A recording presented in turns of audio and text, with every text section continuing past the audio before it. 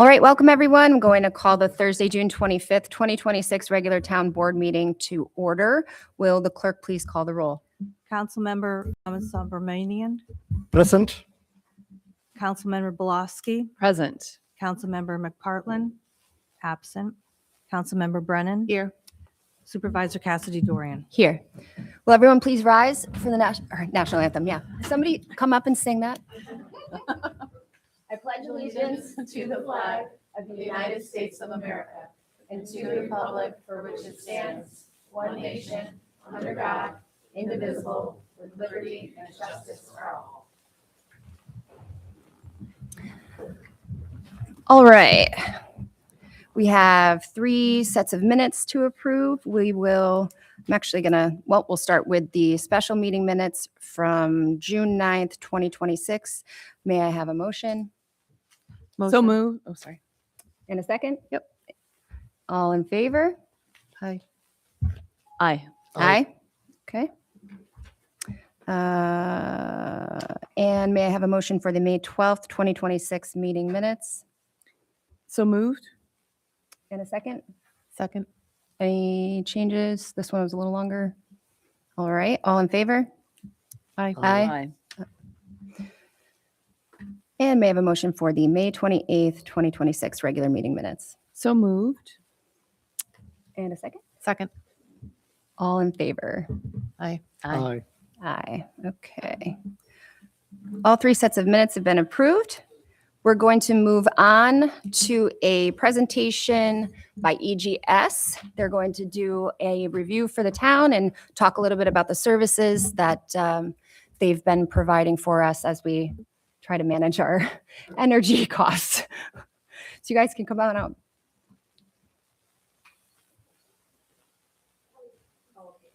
There's also a secondary microphone. I don't know if he just wants to speak, but you can also use this one.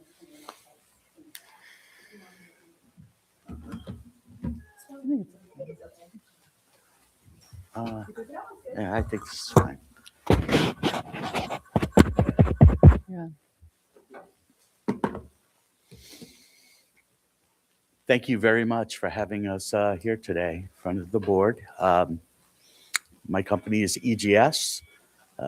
Just a little background. Personally, I've been in this industry now for a little over 30 years. EGS has been in business close to 10 years now. I'm not sure if you all had an opportunity to review some of our references, but we do manage quite a few of the counties up here, cities and towns as well.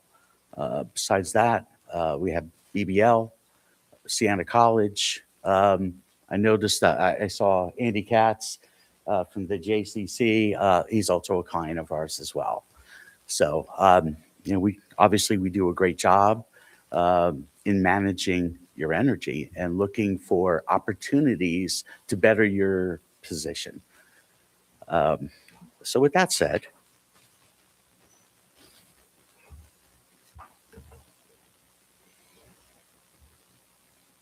so we're going to go over your current status and contract overview, kind of give you an idea of where you are.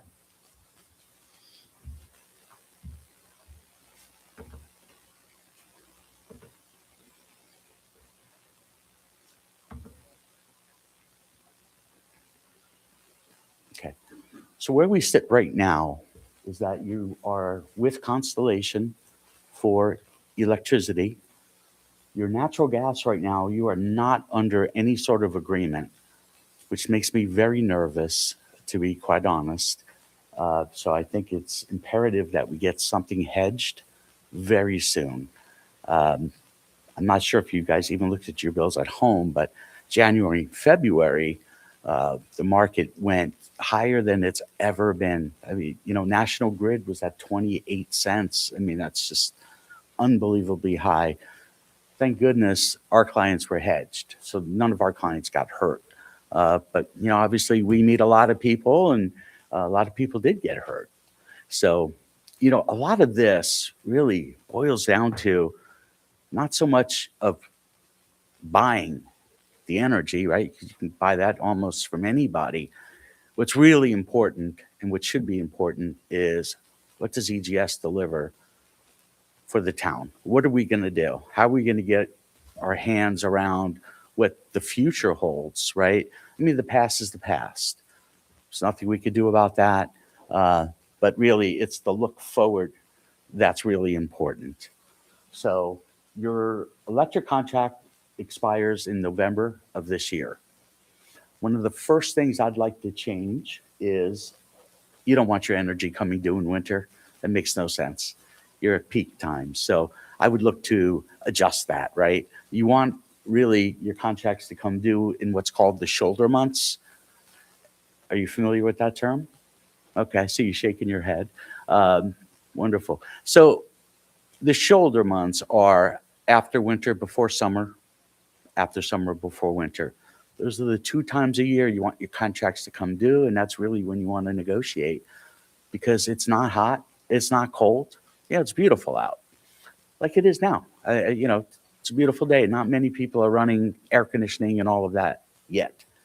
So this is why it's called the shoulder months, and this is why it makes sense to have your agreements and to negotiate on those 2 times a year. So if that makes sense, we would look to, adjust that again and have those contracts coming due definitely in the shoulder months.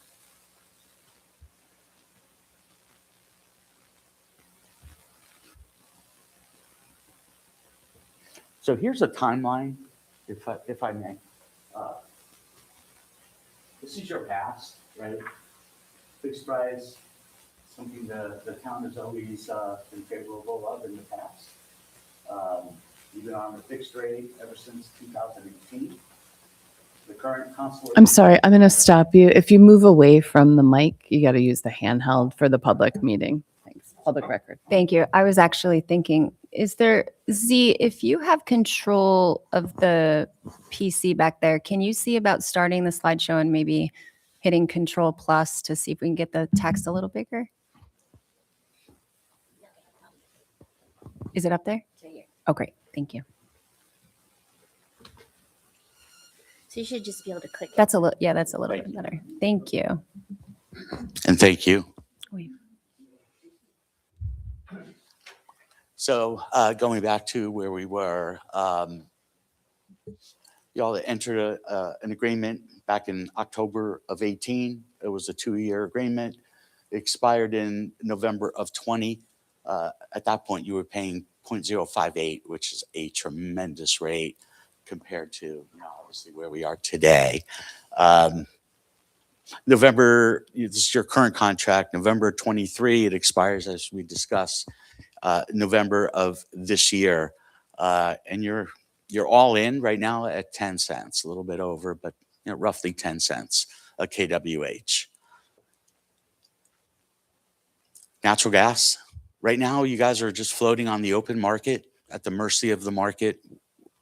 So I think at the end of the day, that's imperative that, we look to offer some pricing and some options there. And, I'm very conservative with other people's money. And we really like to do is take the risk off the table. And right now we have a lot of risk out here. Pardon me, just a quick clarification question, please, and my apologies for the basic question. So there's energy providers, right, like National Grid, and and then there is us, the consumers. So where does your firm come in? Sure. Are you negotiating on our behalf? I do. So we work with about 20 different suppliers. Constellation is one of our favorite. I could tell you that I worked for Constellation for a little over 10 years. We have great deep relationships, which is really it's fantastic for the end user. We're getting weather reports that, Constellation's a Fortune 200 company. They have the largest nuclear plant portfolio across the country. They have 3 Mile and Gannett local. So you do have some local production there, which is why that also makes a lot of sense. The relationships that we have are tremendous. So we're able to actually go to their wholesale pricing desk and look at numbers. We're also getting all of the intel of the markets of what's going on, which really puts us in a great position for our clients. And, obviously for our clients, you're getting the better pricing, the better terms, and even better contract language. So we can certainly look at that as well. And just to clarify, like without an intermediary such as your firm, the town wouldn't be able to unlock those pricing structures and analysis that you referred to.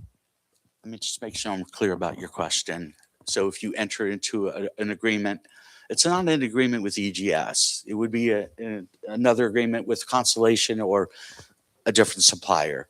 And yes, to answer your first question, we do play middleman. We are the ones that negotiate on your behalf. Obviously, we don't make any decisions, but been doing this long enough to know where you should be, right? And then obviously based on our portfolio, everybody's pretty much hedged and in a really good, safe place right now. To answer your other question, sir, you cannot unwind a contract. So once you're in, you're in. There's really no way out of that, right? Okay. Unless you go out of business, which obviously that's not going to happen. Thank you. You're very welcome.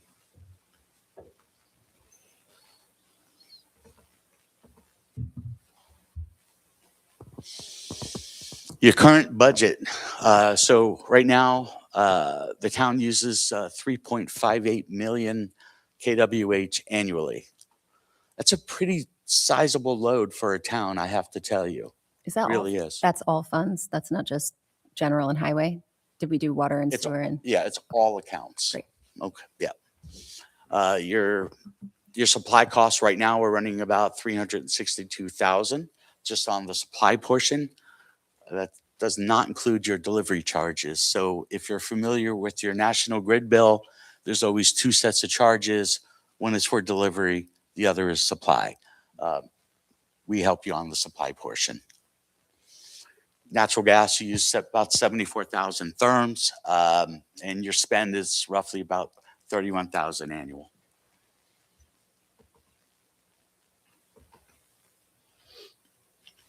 So what's driving these prices up, right? That's really the question everybody has.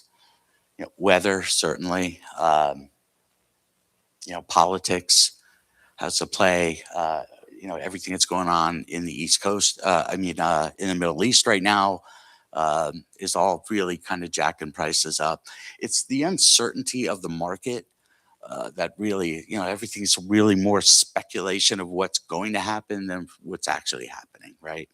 So we always kind of take that thought process, and when we're analyzing this, we always keep in the back of their mind, it's speculation. No one really has that crystal ball, but use as much intel as you can possibly get. And again, we're getting the best intel you can get, bottom line.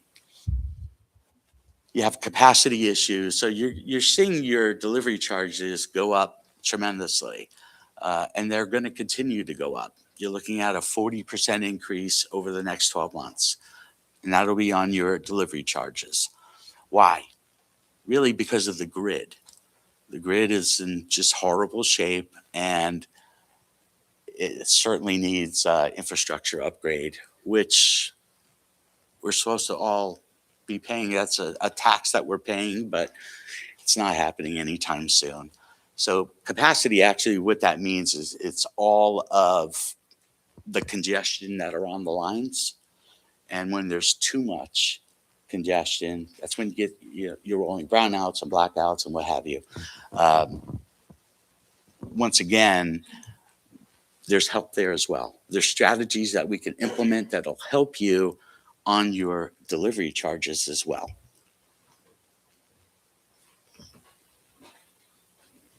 You have forward trends. Again, drivers of high cost, reliability, tightness. Essentially, what does all that mean? What I just explained, right? there's a lot of congestion right now, and it's only getting worse.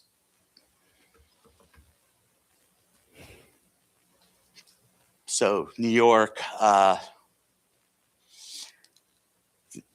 they're trying to recalibrate the climate timeliness of affordability and grid reliability. I'm sorry. The shift signals cost, dependability, and rising decision priorities. Again, essentially, it's the same story, right? Over and over again. It's really unfortunate that the prices have gotten so high. I really don't believe they're going to stay that high over the next few years. I think we'll see some relief. But, really, who knows when that's going to happen. I would say one of the big benefits of working with EGS is we are very hands-on with your account. We're always looking for opportunities in the market to take advantage of. Our goal is to keep lowering your rate as much as we can, which is really something, I have to say, the broker that you had before kind of should have done, right? I saw some of your rates and, I looked over your history, and there was just many opportunities that you could have taken advantage of, and just unfortunate. And it's not on, obviously the town, it's really based on, your consultant. Typically they're lazy, right? Just sign my contract and I'll be your best friend when it's time to come renew. At EGS, you can expect quarterly reports, quarterly sit downs. We're going to have a very similar conversation where you were, where you are, and where we're going. So you're always going to be ahead of the curve, not behind. We're never going to be chasing it.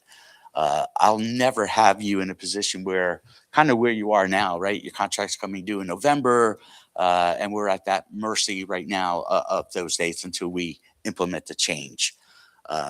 So, again, really important for somebody to be watching this on your behalf. We work for you. We don't work for the suppliers. We work for you. You're our clients, and we take that very seriously.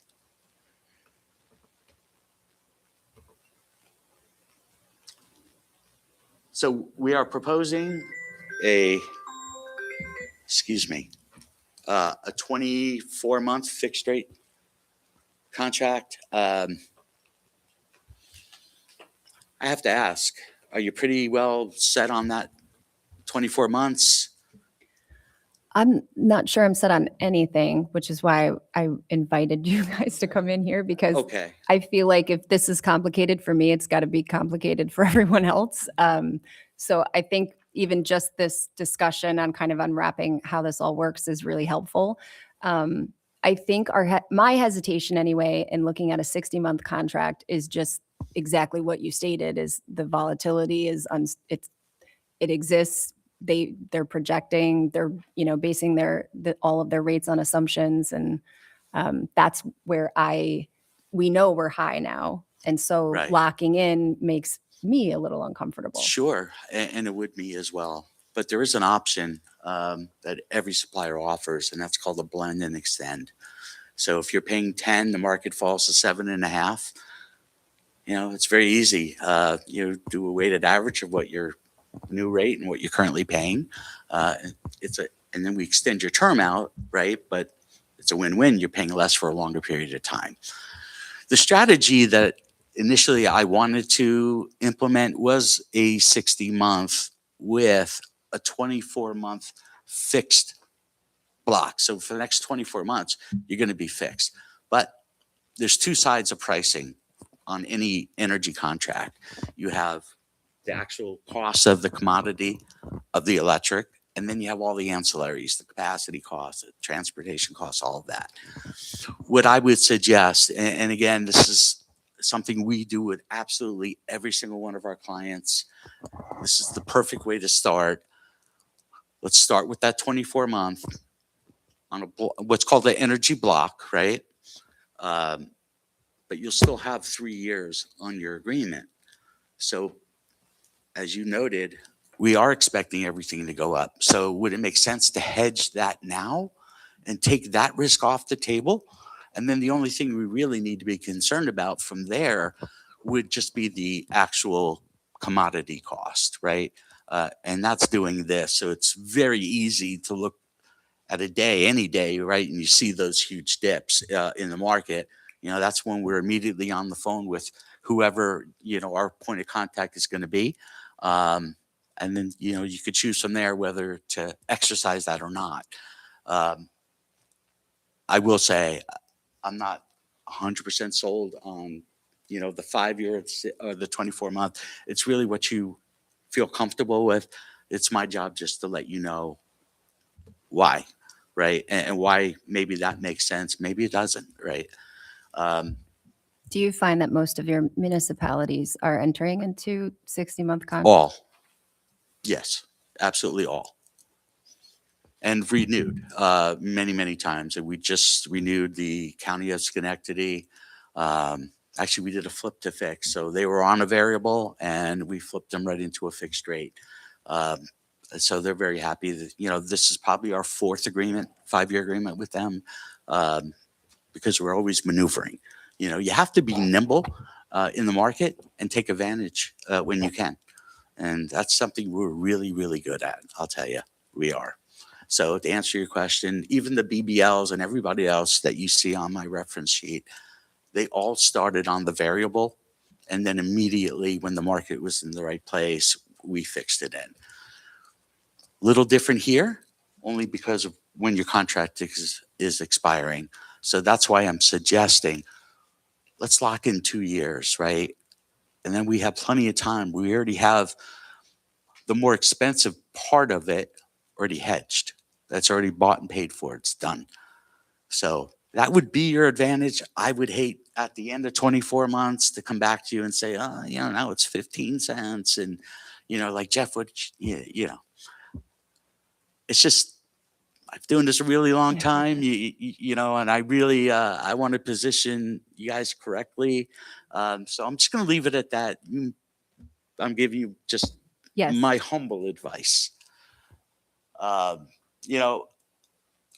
The advantages of a fully fixed rate is you can budget, right? You have budget certainty, which is very important. But if we, again, focus on, I'll say my strategy, you're going to get that as well, right? I'm not sure what happened here. Oh, there. you go. Okay.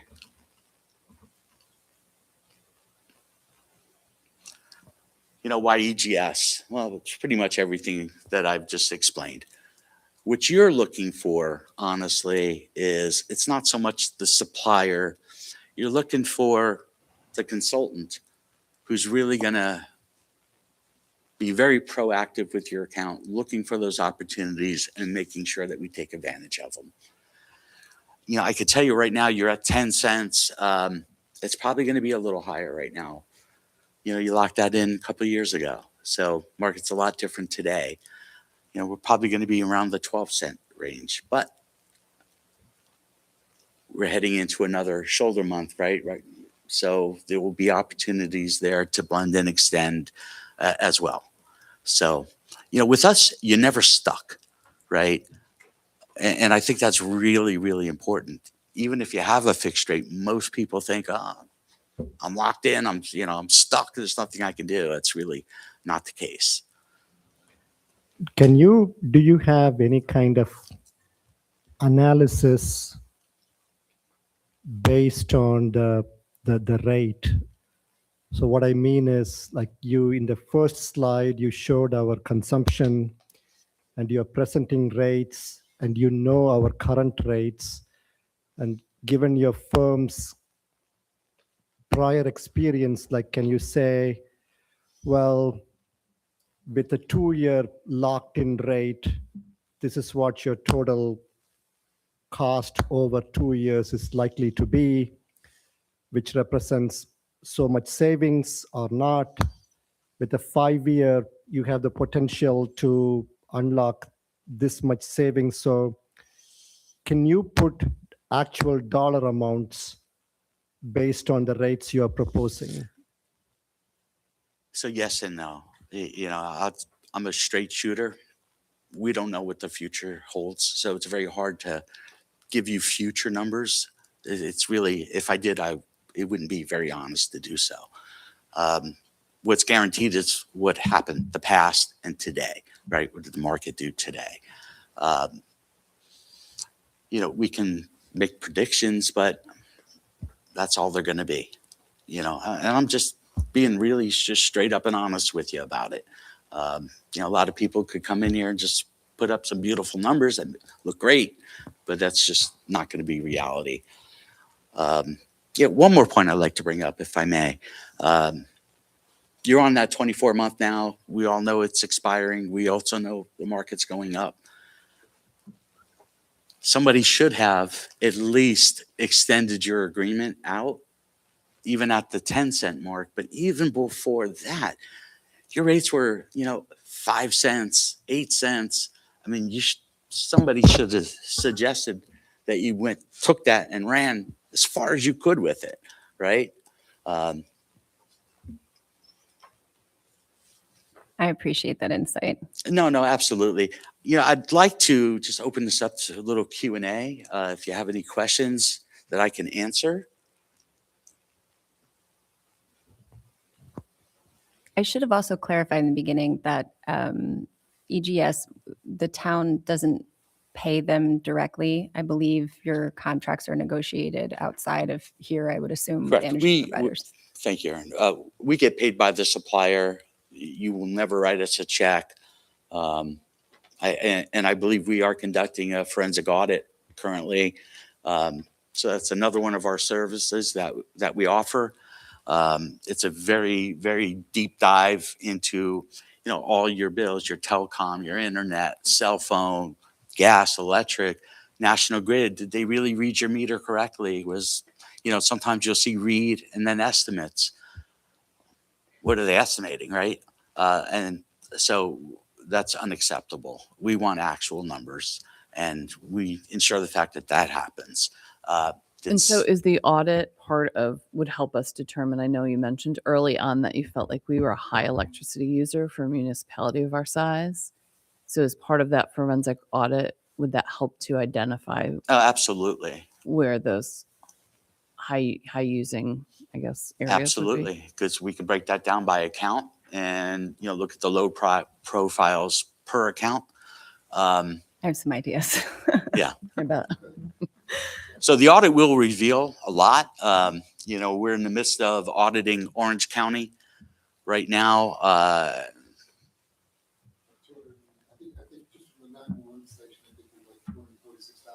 Recovered already. We recovered hundreds of thousands for Rensselaer, just as an example. So that's a fantastic program. And it is a split, right? It's contingency based. So if we don't find anything, it didn't cost you anything. And what we do recover, there is a split there. But we also keep looking, right? So even after the audit, did Verizon implement the correct changes, or are they still overbilling you, which they are the worst, most notorious for overbilling. And if you have Verizon, I'm sure you're shaking your head. Yeah. So I'm really happy that we're doing that. It's kind of like cleaning up the backyard first before we step in. So I think that strategy is going very well.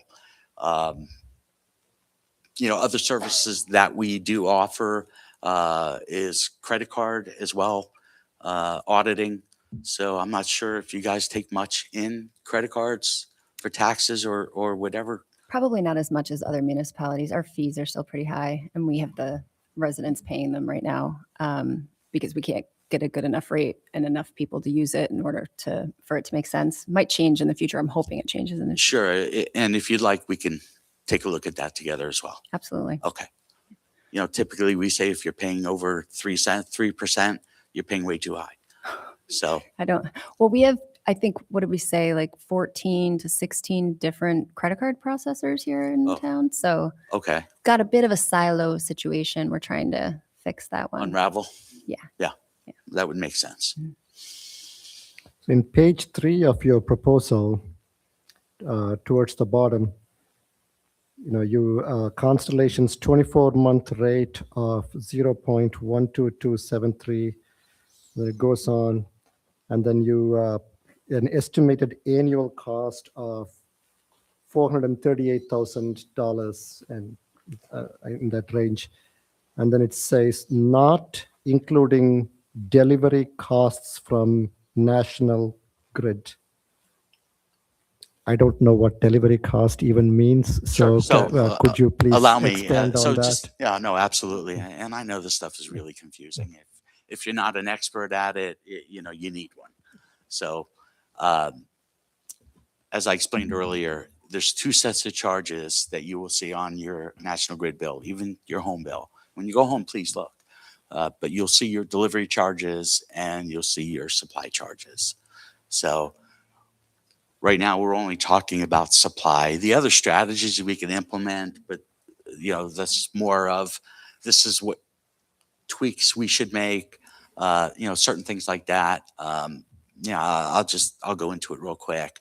So it's twice a year that National Grid will look at your account, and it's always going to be on the hottest day and the coldest day, right? Of course. And then they set what's called your cap tags, your capacity tags based on that. And that has a tremendous reflection on your delivery charges. So if I could tell you that, hey, Thursday between 2 and 4, there's going to be one of these events. So maybe cool down the building, or if it's winter, warm it up for an hour before and then shut everything down. And then you'll see your delivery charges go down tremendously as well. So just, another little tidbit of, what we bring to the table and how we can help save money. I was going to ask what that was based on. And the 40% you referenced earlier is just what they've been advertising as the increase that's coming? Yes. Yes. To So we're seeing clarify- it. Oh, sorry. Just to clarify, we would be looking at locking in gas like more immediately, and then in November looking at locking in electricity. Well, But an audit comes first before all. the audit is simultaneous, right? Because it does take, we do a forensic audit. So it could take 3 months, and we look under every rock, and we're trying to squeeze every penny that we can get, because I know you can use it very well. Mhm. So natural gas, yes, we should hedge that, tomorrow, as soon as possible, right? Just because of your position being open, you're just at a very high risk. And I'm not really very comfortable with that. I would be a lot more comfortable if, again, we took risk off the table. We want you to be comfortable. Yes, Yes, we all want to be you comfortable. got to look at it this way too. It's my name, it's my reputation, Yeah. the company's reputation. So we have to make sure everything's, or I would never have that list of clientele. Right. Yeah, we just had a situation with the Strait of Hormuz that opened up and natural gas prices declined. So there was a great buying opportunity. But we all know that it changed rapidly. So Mhm. we got great exposure on that. So the timing is such that that's what really where we want to lock the natural gas now. So again, speculation, market driven, and it took a tumble. And hopefully we're seeing gas prices take a tumble too. But that's a lot of the reasons. So that's geopolitical, as Jeff discussed earlier.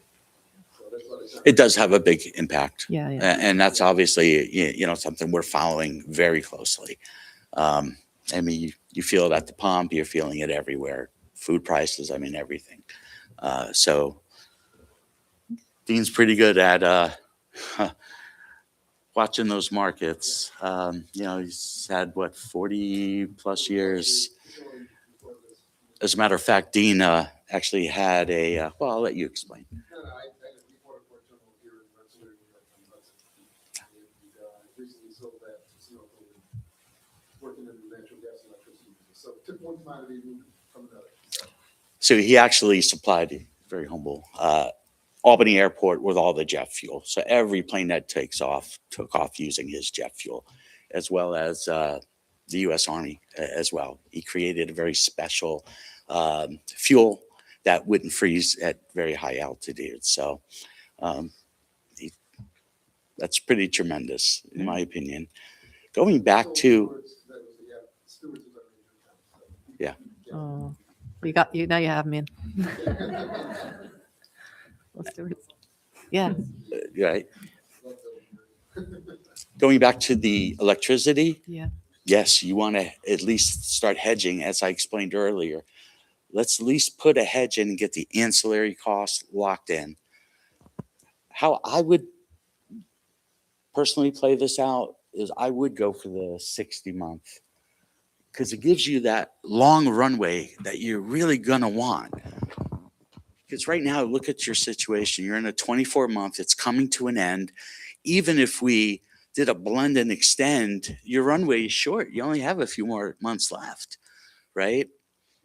So And the you're longer saying the- you would change that renewal time of the year as a part of the Oh, new that's contract? the very first thing we're going to do. Absolutely. That has to change. And you will see that on the next agreement. So we'll make sure that these agreements are coming due in those shoulder months. Okay. Any other questions? And I'm sure we can follow up. We would need a resolution for to do the contract for the one that's already up. And I think that's the more emergent one to sign, I believe, right? The natural gas. So we will circulate that so that you can look at the terms that are in there. And I think we were talking about doing a special meeting with the finance and agenda meeting in July anyway. So we would be able to do a resolution at that time. So who are we working with right now? Well, right now they have the authority to get into our accounts and to negotiate on our behalf, but we're not obligated to sign anything. We sign if we agree. And so before that, you had a group called Mega. Okay. And, many years ago, they managed just about all the municipalities in the state. No longer, I think, now we definitely up in the capital region area.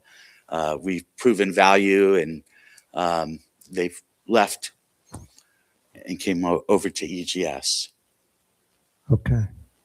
And One other thing we'd like is a point of contact. So when we're doing the pricing, because it is a commodity, we'd like one person we can get in touch with that has the authority to be able to sign a contract. The problem is that I think we've always done this via resolution. From what I understand from this is our part-time town attorney, but our full-time town attorney had gone through. Janet, I'm like 98% sure. And so in an abundance of caution, because we are locking in to a price for 5 years, I think that's just how the town has always done it. I could tell you how other municipalities have done it in the past. Usually, if I submit a price, it'll go to 2 or 3 board members, and one of those 3 would have the ability to sign. So instead of gathering all of you together, right, you can be a lot more nimble. Energy prices is a commodity. It's traded on the open market. It's doing this all day long. So even that 12-cent number that you saw was priced out the other day. So, very well could be higher, lower, the same. We'll price out tomorrow and present that to you as well. We could probably create a policy where we received, kind of informal permission via email from the majority and then did a resolution to document that later on. And that's really, Or the deputy supervisor could sign if you can't sign, as long as we all. Yeah, I think he Yeah. can anyway. Theoretically, I could sign it and I would have authority to do so. It's just that to be consistent and to make sure that we're all on the same page because we're locked into that contract. I think that's it, just being more transparent about what Right. we're doing. so typically we would send that proposal out to the full board. And then obviously you'll select whoever from there and one person with the authority. Are you saying there could be situations where all of a sudden it's like, you guys should sign this new rate and like, we need someone to sign today? All the time. Okay, so then, Get a policy. That's what I'm thinking. Yeah. We could probably just borrow somebody else's. The one thing we don't want to do is miss opportunities, right? I mean, that's really very important. That's the most important part of what we're looking to do here. So if I may quickly go back to the 2 years versus the 5 years thing that we were talking about. And I can relate to what the supervisor was talking about a little earlier. You talked about international politics and the situation in Iran. we do have a presidential election that's happening in 2 years and a congressional election happening in November. Signing a 2-year contract does not eliminate the possibility of signing a 5-year contract after the 2-year contracts are finished. And that's one of the reasons why I asked the question initially about like dollar figures. I'm an engineer, like balancing risk versus reward.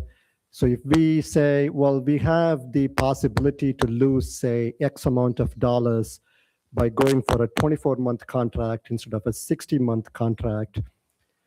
On the other hand, we could end up being a lot worse by going to a 60-month contract.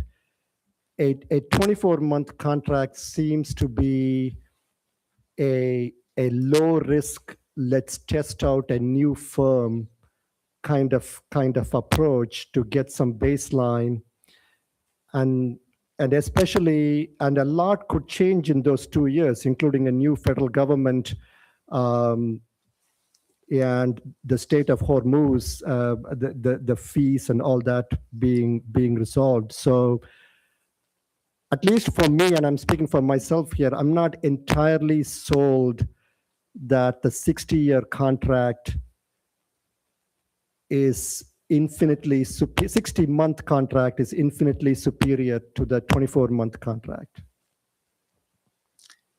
Many different ways to look at that, right? I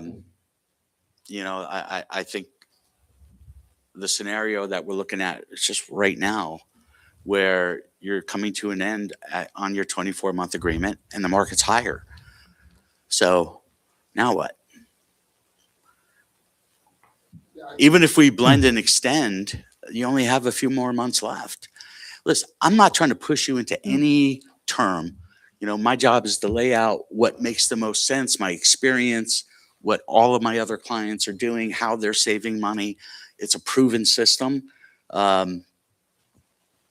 I'm actually paying more attention to the electricity than I am the gas. As you should, because gas- that's where your spend is, but your risk right now, I is on get gas. that.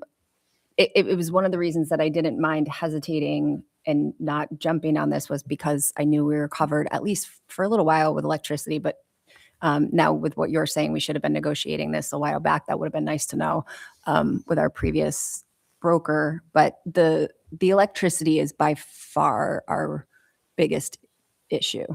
Ashok, it looks like, these are all local municipalities and schools. Like we could, call We their could call, comptroller yeah. or Oh, absolutely. And please ask do. them, And- like, what did you see the benefit of 60 versus 2? Or how did it work out for you? Because Well, I think we're not gonna come to you unless we propose something that's gonna give you a extended lower rate. Yeah. Yeah, we're not gonna say, hey, let's go and jump on this and have a higher rate. Yeah, right. Yeah, It's only to that's- better your we're gonna situation. benefit you. We're not Right. gonna go and do that unless there's an opportunity for you to be able to lower your cost. So. But Jessica, I think when you're looking for the 2-year versus the 5 years, Jeff has explained, we wouldn't have that availability to be able to have the length of the runway, to be able to take the cost from you, to be able to reduce your current, plus knowing what your future costs are gonna be as a lower rate. So that's really the major benefit between the 2 and 5. We can sit here and say, okay, we can speculate with the, 2-year plan, and we can say, okay, we're gonna shoot one dart at the, forward, and we got one shot to hit the price right. When we've got longer runway, we've got more opportunities to be able to go in. As opposed to try to hit the bullseye, we can hit 4 of the 20s and be able to get the same score, and we've got a better opportunity to do that. So that's really the basis of why we're looking at the 5 years. But if you're comfortable with 2, we'll do whatever. You're the customer. That's the bottom line. You folks are the customer. We'll do whatever you want. We just need to lay out the logic of why we want to do it blending this time. It's part of the reason I wanted them here instead of just circulating a contract. I really felt like we needed context for what we were getting ourselves into. And, while I could be the only decision maker, it doesn't make any sense to not have us all talk through it. So I really appreciate you providing the information. oh, absolutely. We're working for you. So we're here to educate. So you make, educated decisions. And Jessica, if you would like some contact numbers an email, I'll be happy to provide that. If you just want to maybe shoot me an email of who, then I'll gather that for you. Well, thank you. You're very We could welcome. probably start with the county too and just kind of touch Yeah. base. Maybe do a group email too, so we could share the information. And I, tend to think and chew on things a lot, but don't interpret that as not being grateful for your time and the No, sir, and never. the listen, expertise this is- that you're giving us. It's a fact-finding conversation, right? Okay. And most important to us, we want you to be comfortable with the decisions that we make.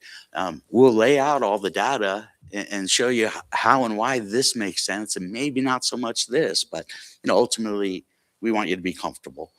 We can always go with the 24-month, and a year later, layer another contract and layer another contract, which is a strategy, but knowing that it's going up, not so much. It's not going to work. That strategy will not work in your benefit.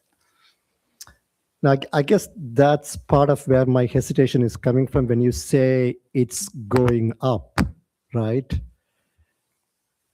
I say I'm- that, sir, because National Grid went in front of the PUC Mm-hmm. and asked for an increase, and they got it. So it's not something, it's factual. I mean, it's not an unfair point. I guess I am reacting to what I came back earlier. Like a lot could change in those 2 years, and I have looked at the Brent crude pricing for the past 100 years or so, and there's like a lot of volatility in that, as I'm sure you know. And even though we are talking about electricity, gas-fired electricity generators are a major source of where the electricity comes from. So I don't want to take up a lot of time here. I just want to say that I want to chew on it a little bit more.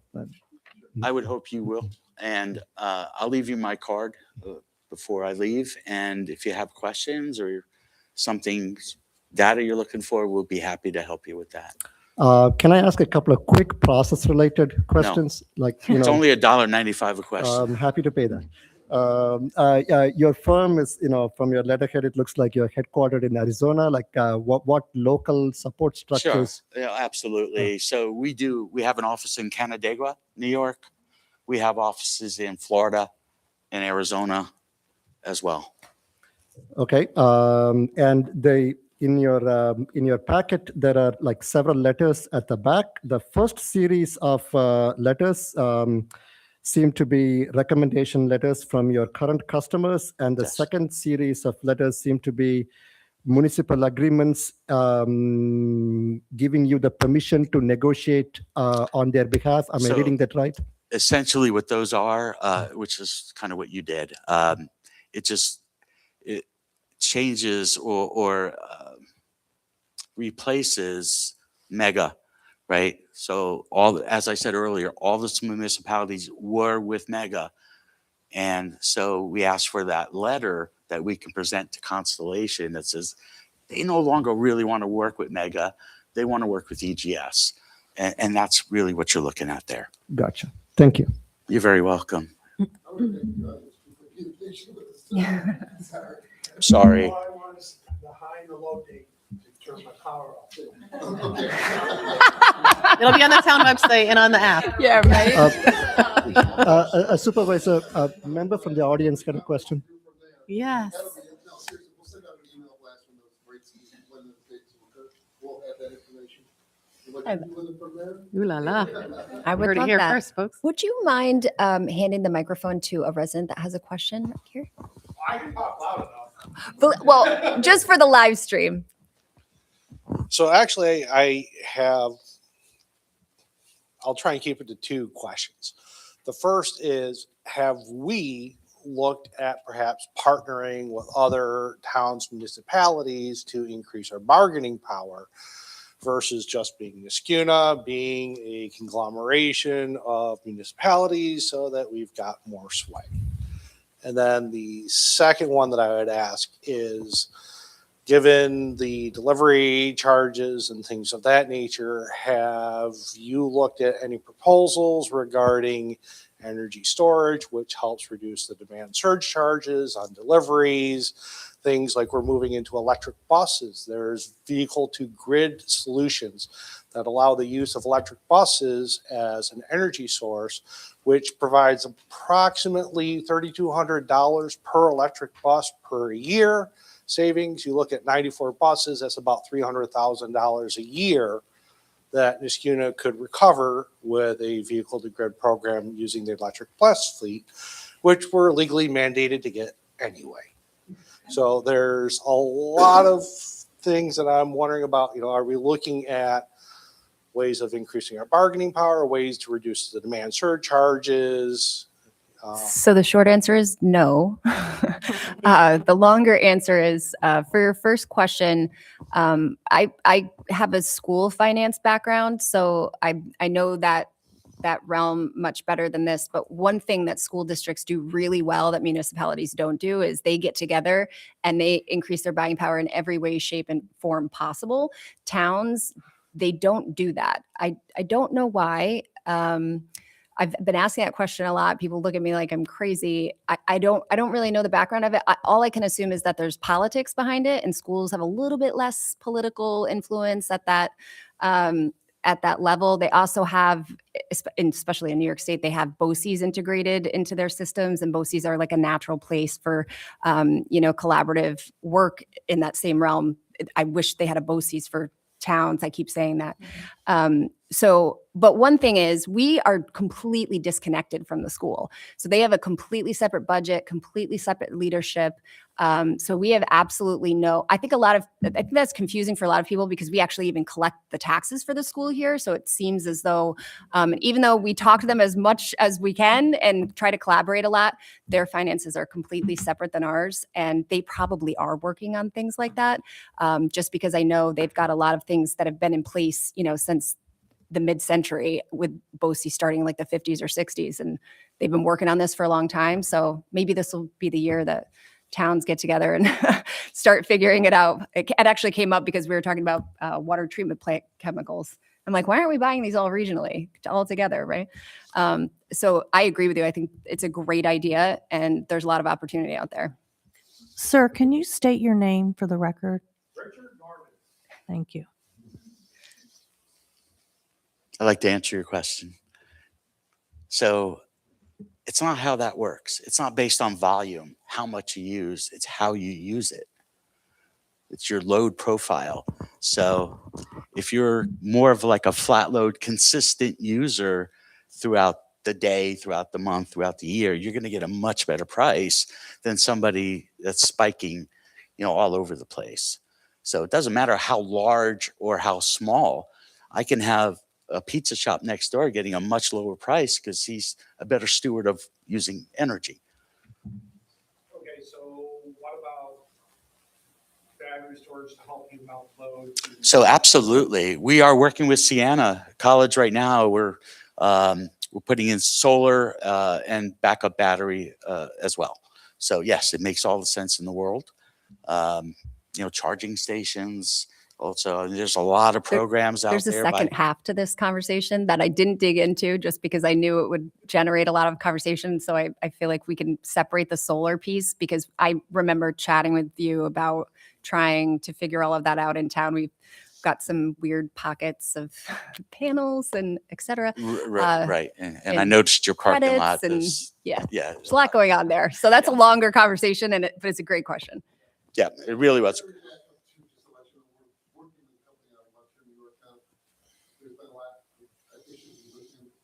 So hopefully we can have basically a water-based battery storage plant that I feel much more comfortable with than recommending what currently is out there. So, the definition of a pioneer is this person was there when it's that. So we don't want you guys taking any of those. Does anybody have any other questions, sir? My name's Wayne Hatt. I just had a question about your organization. Can you talk into the microphone? So and say your sorry. name It and ju- you it just- helps us it's with just- the minutes too. name is Wayne Half. I just was at a question about your organization. I mean, do you have a staff of engineers? What's the depth of your organization? Maybe I missed it in your presentation, but Sure. Well, we have a pretty large organization. Sorry, you got to hand the microphone back. Sorry to be a stickler. I'm just not used to this, you know? We do. EGS is a pretty large company. You know, have many different departments, our auditing department. Engineers, no, we don't. But we do have people that's watching your account and watching the market and looking for those opportunities, which, you know, makes the most sense really for our needs here today. Get a better answer that we go out, we don't do design, no, what we'll do is we'll bring somebody in. yeah, I just wondered, Yeah, we- yeah, we're bringing some- using all consultants to do your work under you. Yes, yeah, we'll bring people in to go and do that. But as far as RGS auditors, do they, your people? Yeah, Yes, our auditors are- yeah, that's all done in-house. Yes, sir. Yeah, thank you. Anybody else? So do you feel like I answered your question? Okay. Anybody else have any questions? Going on. I'm good for now. We'll probably pester you again. Thank you But for your time. I really appreciate it. No, Thank we you so much. really appreciate the time and I really appreciate your questions as well. Thank you.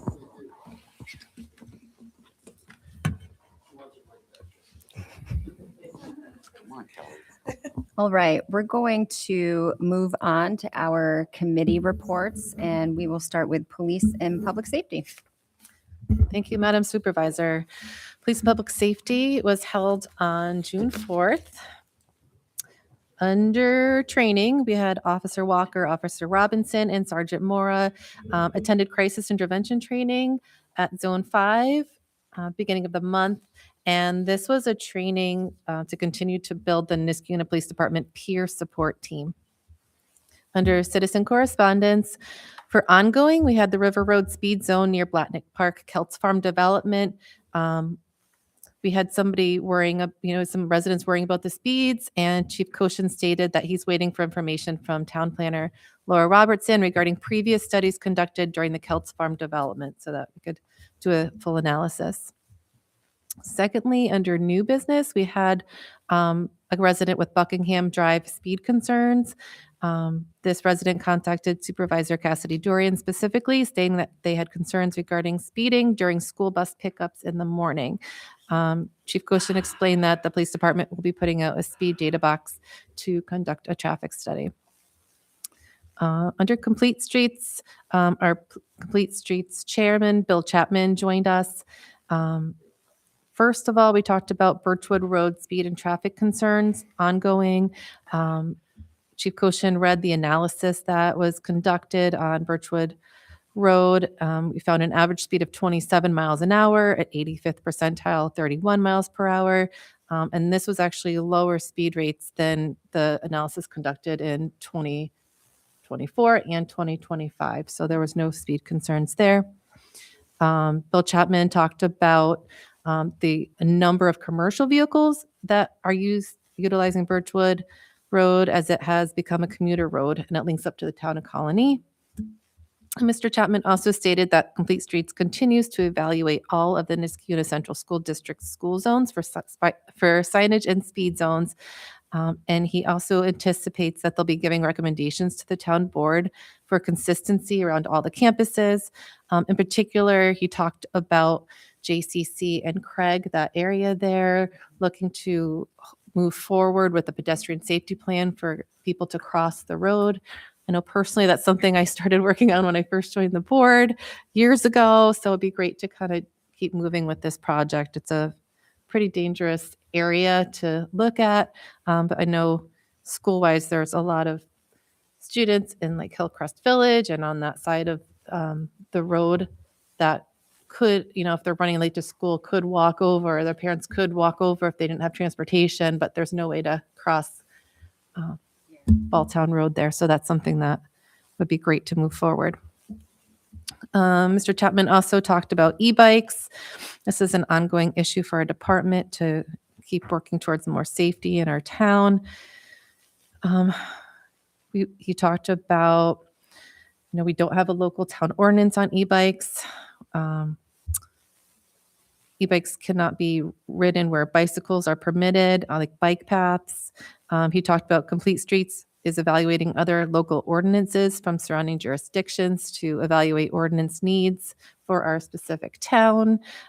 He gave us a lot of information, local, articles that have been written and some safety articles and some pamphlets from the state to review.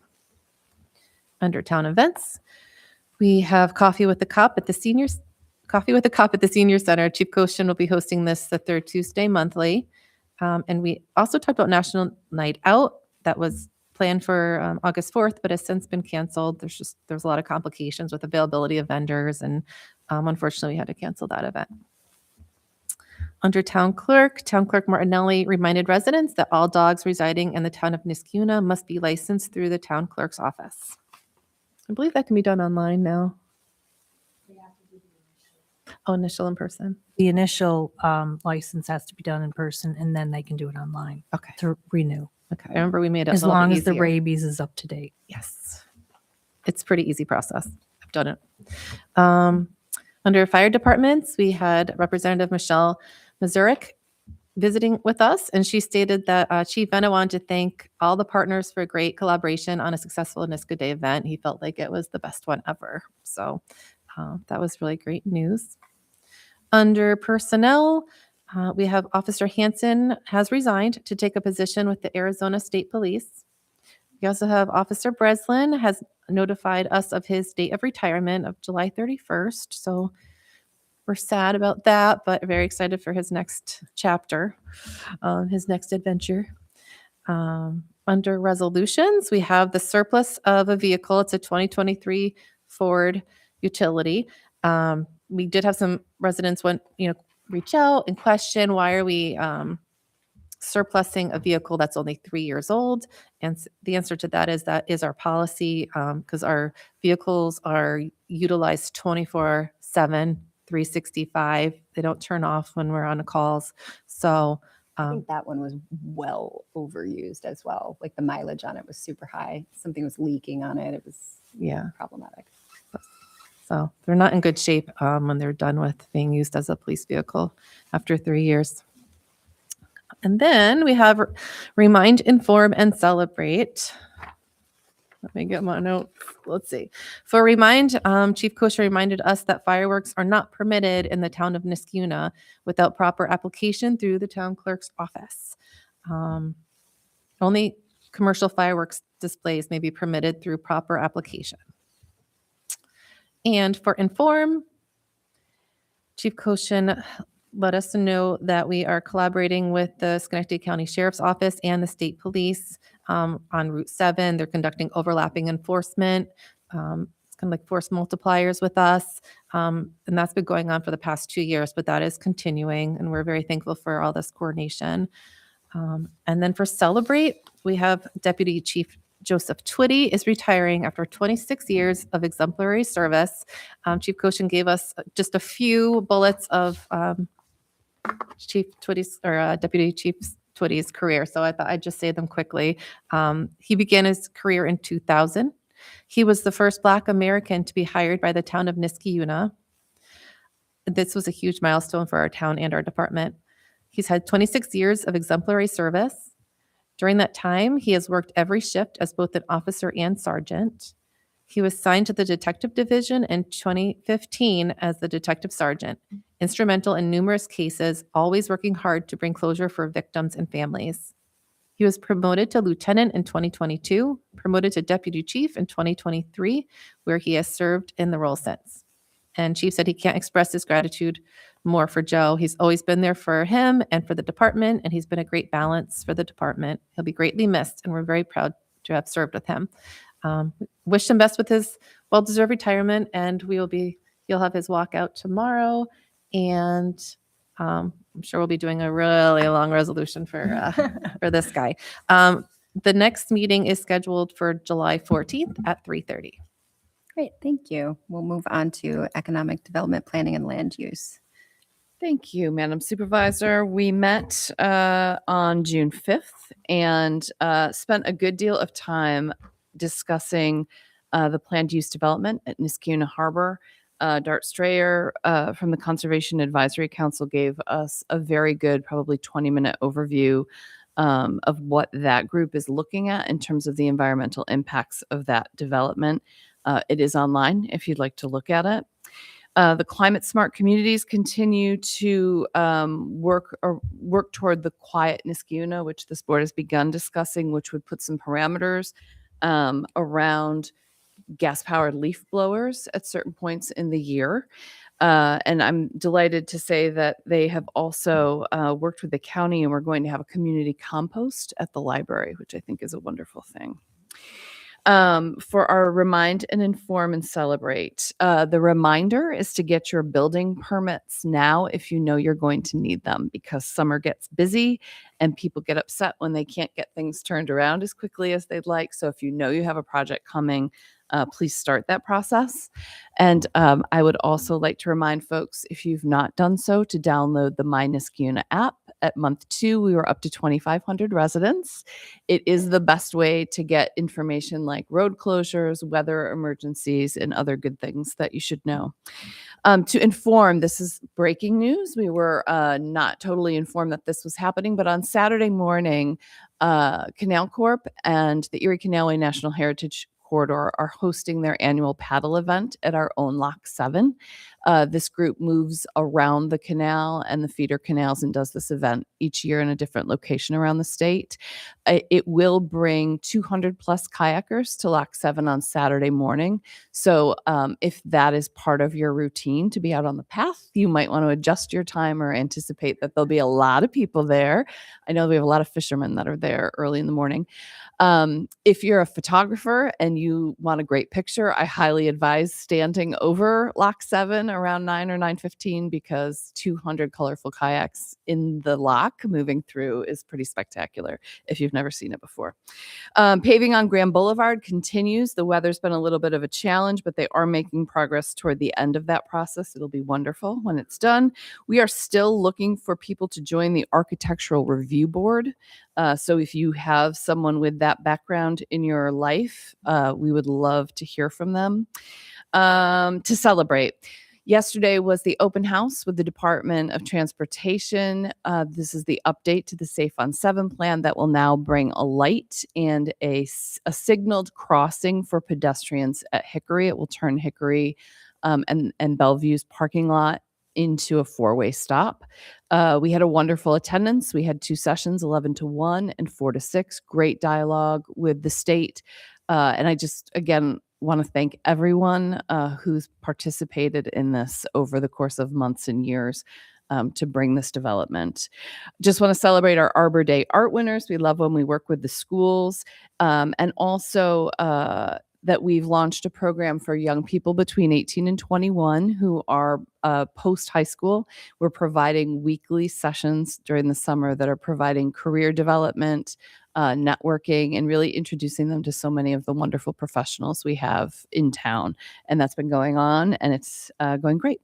So with that, our next meeting will be July 10th because of the 4th of July holiday at 9 a.m. Thanks.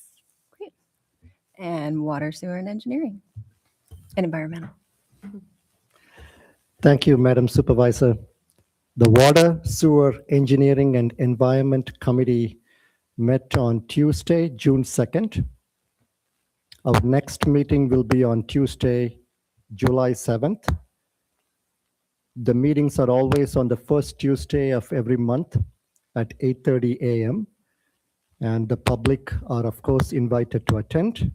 And if you cannot attend, please email me with any issues, and I'm happy to respond. The results from the corrosion study are expected shortly, and they will be discussed in our July meeting. And the new rate structure will become live on July 1st. That resolution is there on the packet today. I'll start with updates from our wastewater treatment plant.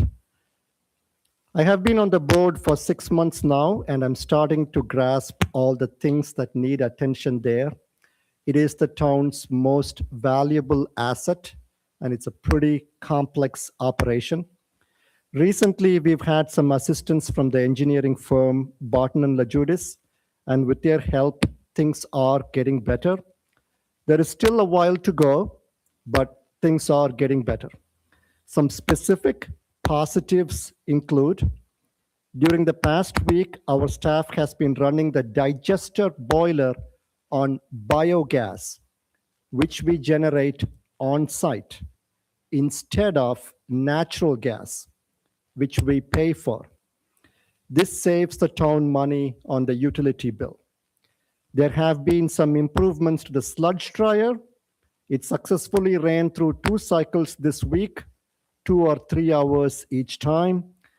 And every time the sludge dryer is operational, it means that both the weight and the volume of the stuff that we dispose in the colony landfill is lower. I wish to thank our partners at Barton and LaJudas, Superintendent Daniel Bolke, Senior Operator Roger Sharp, and other staff in our water department for their very hard work on this. Moving on to the water treatment plant and pump station. An issue arose regarding our lagoon structure, and the chief operator was extremely proactive about it and worked closely with the relevant agencies to get on the path to resolution.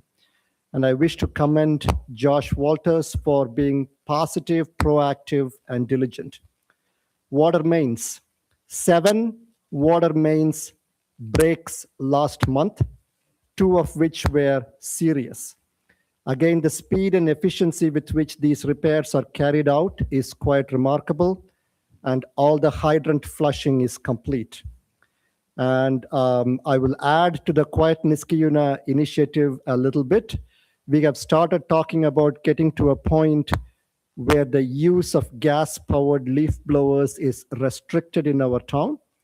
This practice is already in place in several downstate communities in New York State, and we hope that Niskayuna will be a leader in this important environmental initiative in upstate New York. Noise levels of gas-powered leaf blowers are extremely high. Noise pollution often goes unremarked, and it is a major source of background stress and leads to substantial reductions in quality of life. And the air pollution made by these gas-powered leaf blowers is also pretty high. As we go through this process, we intend to be deliberate, and we have plans to consult with all stakeholders, including residents and landscaping companies. I wish to remind everyone that flushable wipes are not flushable. Okay?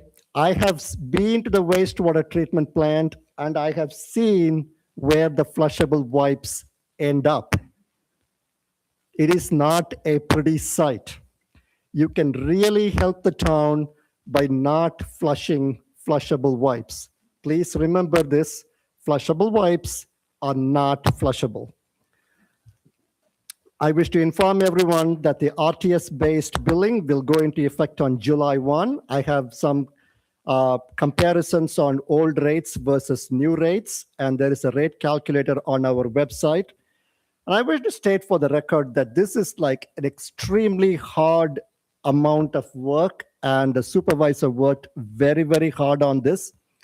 In my other life, I'm a professor at Union College.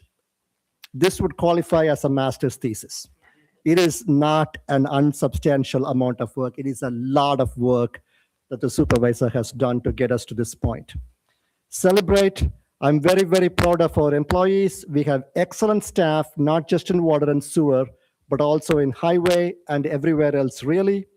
The speed with which things like very complicated water main breaks are addressed, and the proactive nature of our staff when issues arise makes me very, very proud to be part of this team.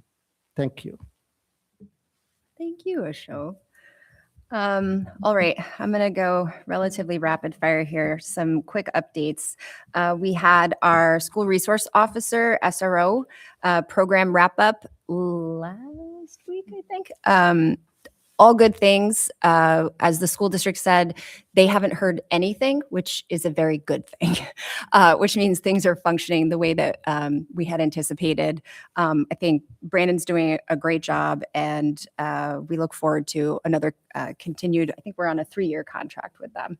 Yeah, and to clarify, they haven't heard anything like from residents, but from their internal staff. It's like Yes.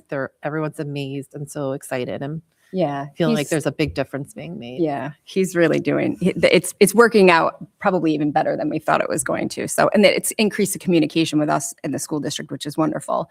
One of the things that we brought up is yet again, the e-bikes.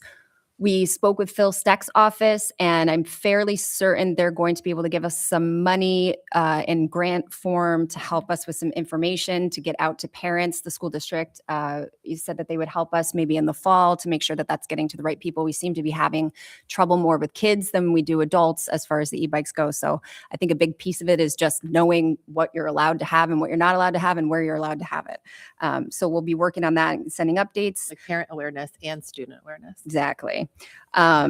We also, for those of you paying attention to the state budget, they passed some changes to the retirement tier 6 for our employees here. We have 2 different groups of employees, police and fire, and then local.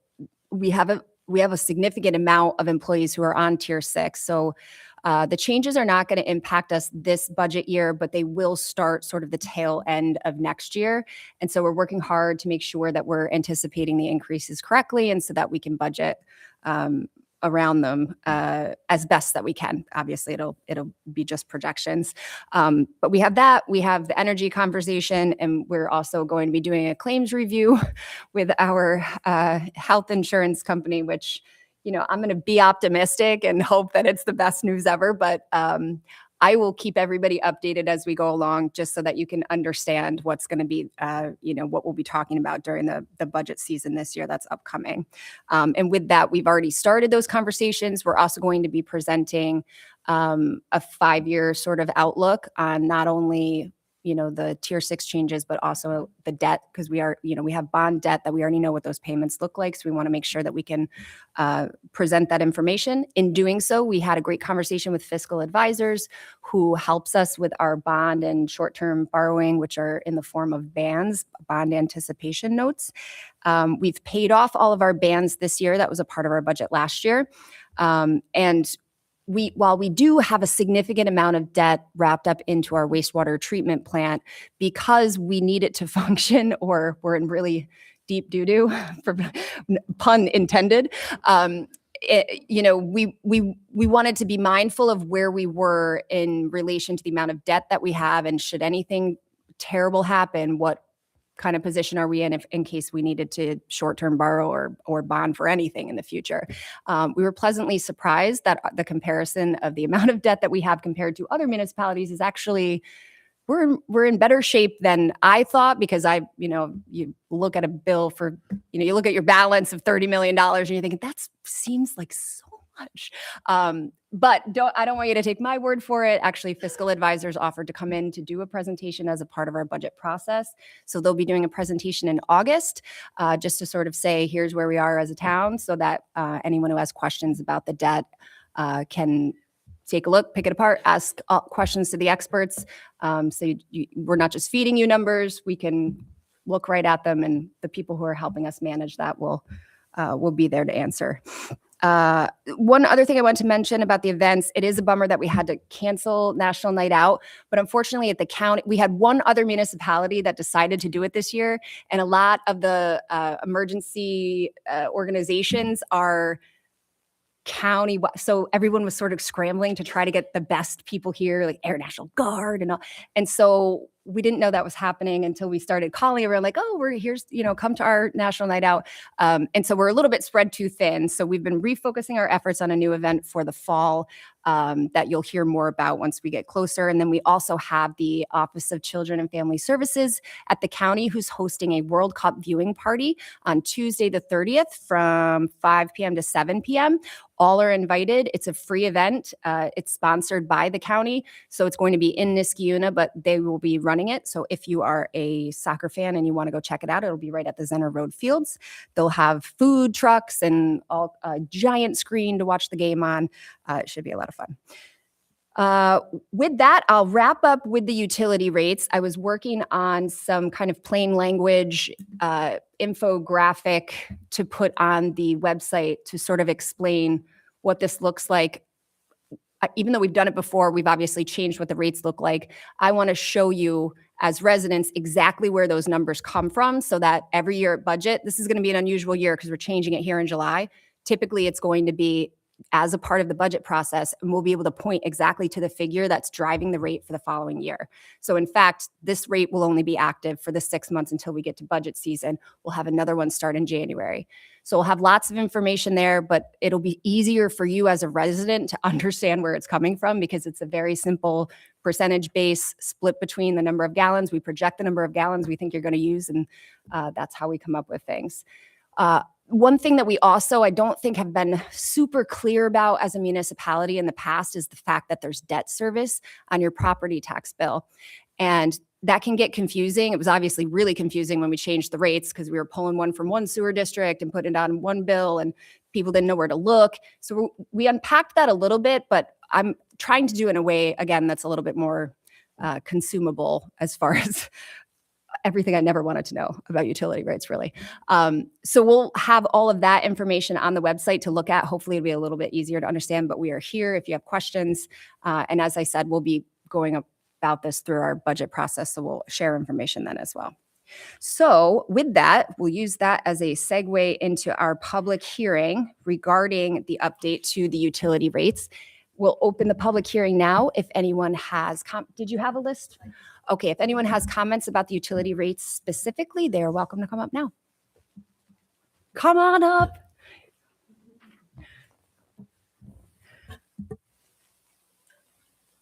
Hi, good evening, everyone. Joseph Yekel, 914 Vroman Ave. And Michelle, if I just go a tad over to the 3 minutes, please forgive me. I know there's not a lot of people here. Yeah, as you said, the utility rate, the rate design can get really complicated really fast. And I think I could make everybody's eyes glaze over as well as anybody else with all the numbers. So I'm going to try and skip that. But I wanted to recap a little bit. You know, we had the rate change that went into effect in 2023 under Supervisor Puccioni. You all know that generated a lot of negative commentary in town because it was rate shock. The rates went up well over 60% for residents. And, you know, one of the things that you had said, Aaron, when you were filling in as the interim, you were going to take a look at the rate design and you were going to look at the rates, and hundreds of complaints came in. And to your credit, you did that. You looked at the rates. You brought Raftellus in as a consultant. They had some meetings with the staff and with the town. We went through 3 different Raftellus rate designs to look at what the potential projections would be. And they also put a calculator on the town website, something similar to what I was doing so I could run the rates and look at them. All those things were good and positive. And in last September 2025, I think we came up with what was the Raftellus Rate Design 3, which was a hybrid. It was the third one.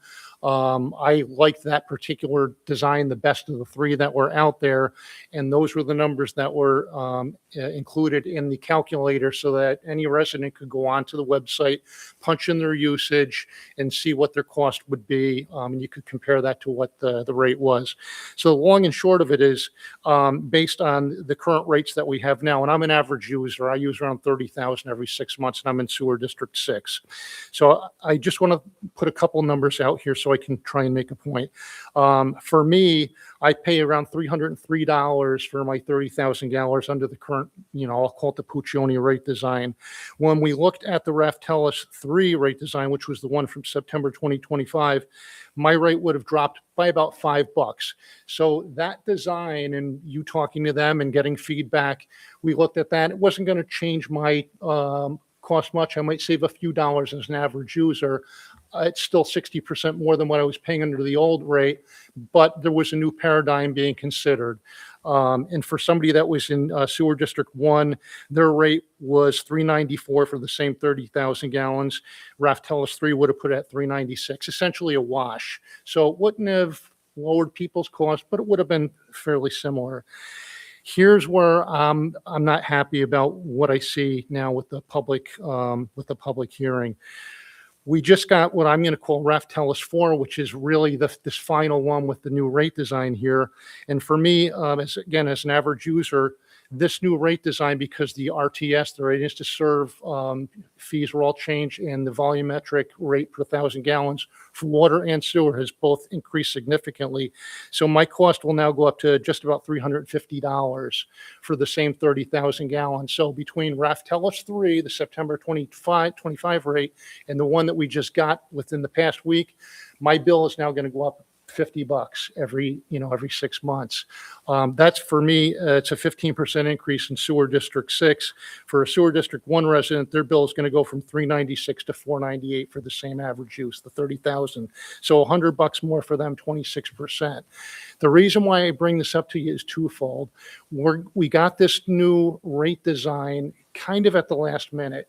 I'm sure that you had to have had it for some period of time so you could develop these rates.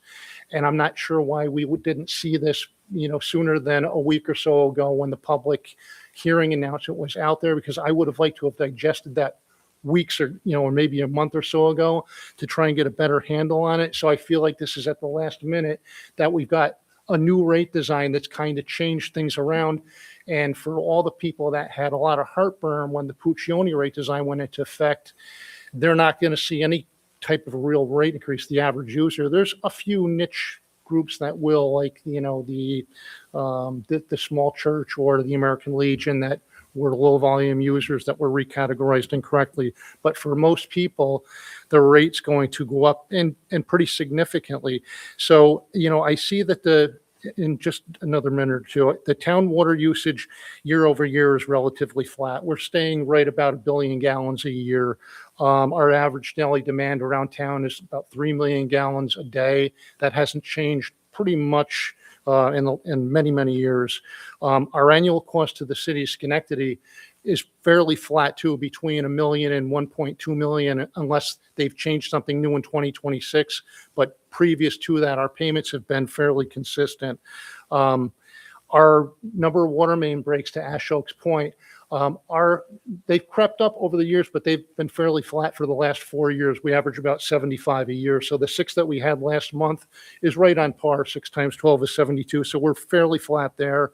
The network size is about the same, 142 miles of water plant. So we haven't added a lot new network into the town of Niskayuna, and our water connections are about the same, again, flat at around 8,200. So, it was surprising to me that all these things being fairly flat and consistent over all the years, that we had this really significant change in Raftellus Design 4, which even the RTS rate itself, the change in that is going to generate about $175,000 more every 6 months than it would under the Raftellus 3 rate that we looked at in September. So it's going to be a significant increase of the revenue that's being derived from the water and sewer side. And so that's really where I'm left today. I've looked at it. I agree with Ash Oak about the staff working hard and working on problems with the network and things like that. But that's my question to you, and I hope that you talk about that a little bit before you vote on the resolution, to discuss to inform a little bit about why the Raftellus rate 3 that we had been looking at and for the last 6 months really rapidly changed with the matter of a public notice with the new design that we're going with. And I know you need to have a vote on it so you can implement it for July 1st for the next billing period. But I'm really pretty much taken aback that it changed so drastically and we didn't have some more time to know about it. Okay, thank you. Thank you. And Thank you. I really appreciate you coming to speak, because I feel like you're someone who picks this apart, and I know you're asking really good questions. So this is helping me to clarify what I need to clarify. There's no change to the rate design whatsoever. It's still based on the readiness to serve rate, which is a percentage of how much it costs to run our programs, right? And then the per gallon rate is, so that part of it doesn't change. What changes, and this is why I do want to go through this every budget season, is the big fat number that we're distributing. And what that is budget. So when we presented the rate design, what we did was made it revenue neutral so that you could compare apples to apples. This was what it would have been if we were collecting this money that we budgeted for. So we went off of the prior year's budget. We were crossing our fingers that that this year was not going to be as bad as it has been, but we have seen increases in our costs that are not sustainable. And I don't know if you watch the news and you see other municipalities putting in hiring freezes and having budget deficits. It's bad. As bad as it is for you at home, it's probably worse here.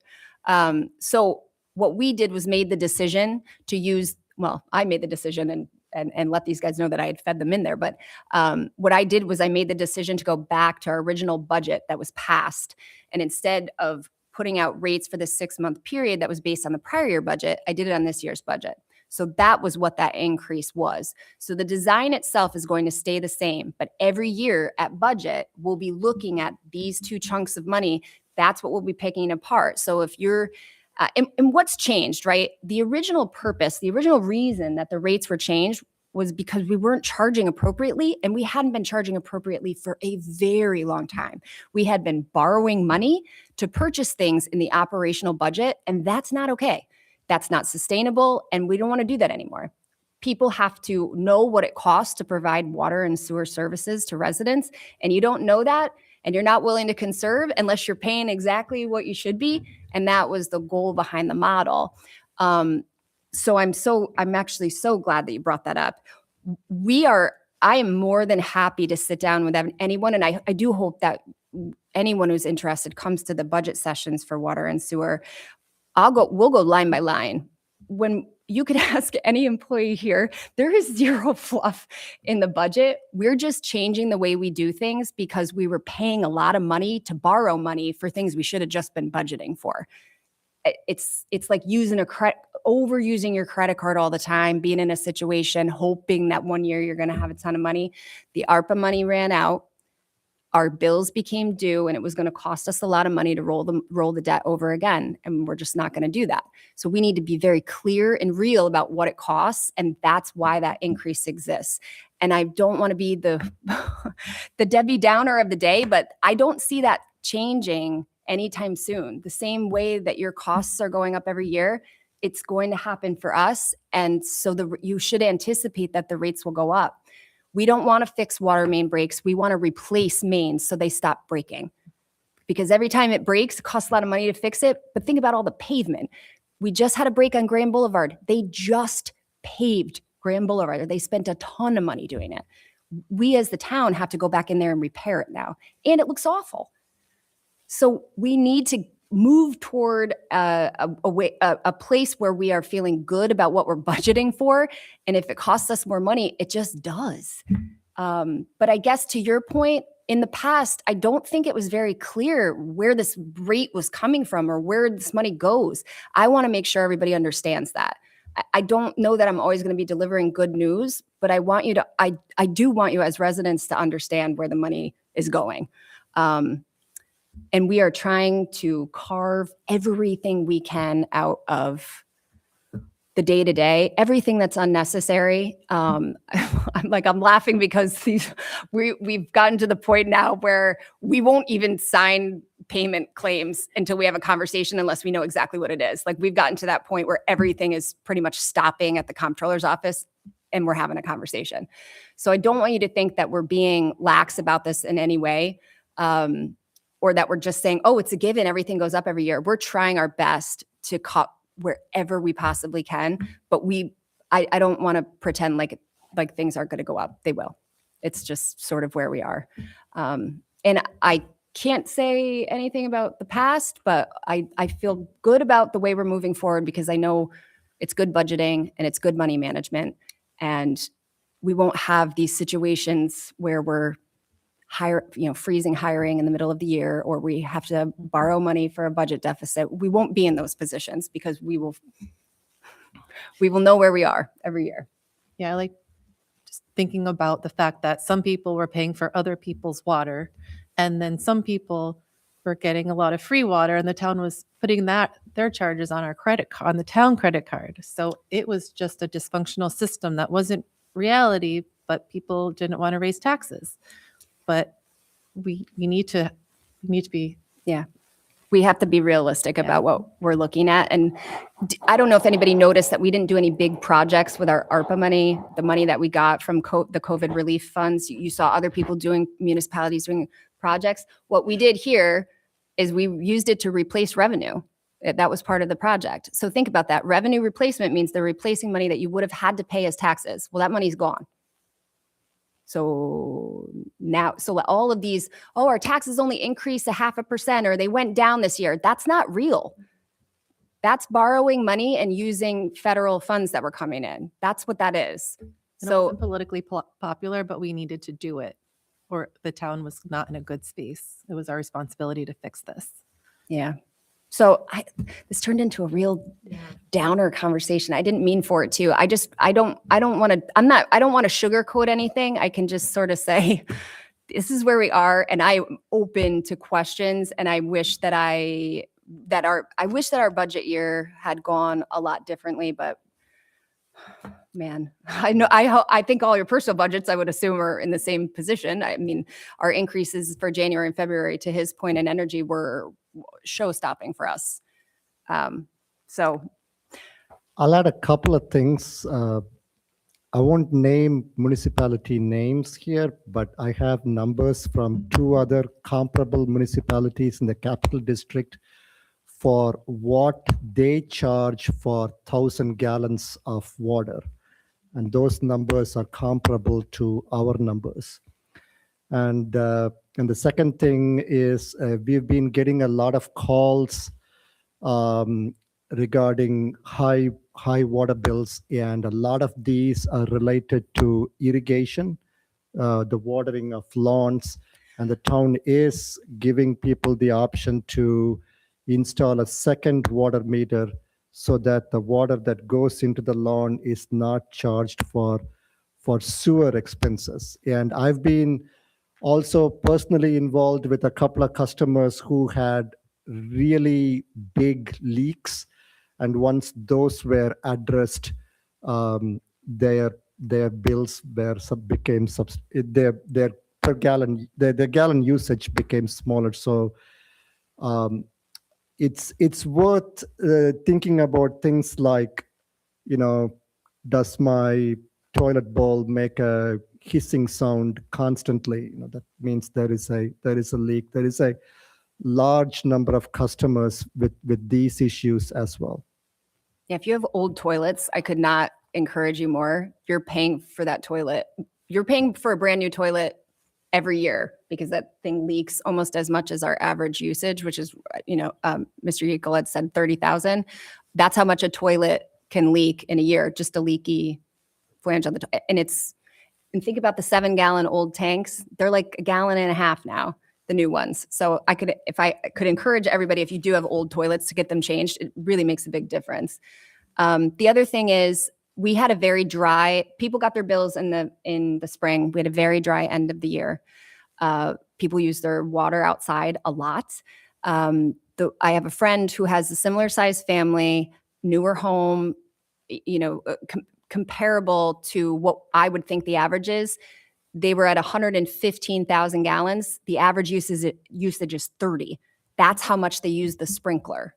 You don't even realize how much the sprinklers are putting out there until you're getting a bill. So if your bill is super high and you're like, I can't believe this, if you have irrigation, it's probably your irrigation. So it's definitely worth it to get the second meter. You will save money, especially if you're up that high, but and call and talk with the water department. Everybody there is so helpful. They will come to your house. They will help you out. They'll answer questions. They're fantastic. We don't want you to waste water either. So we want to help to try to keep the usage down, really. So anything that we can do to do that, let us know.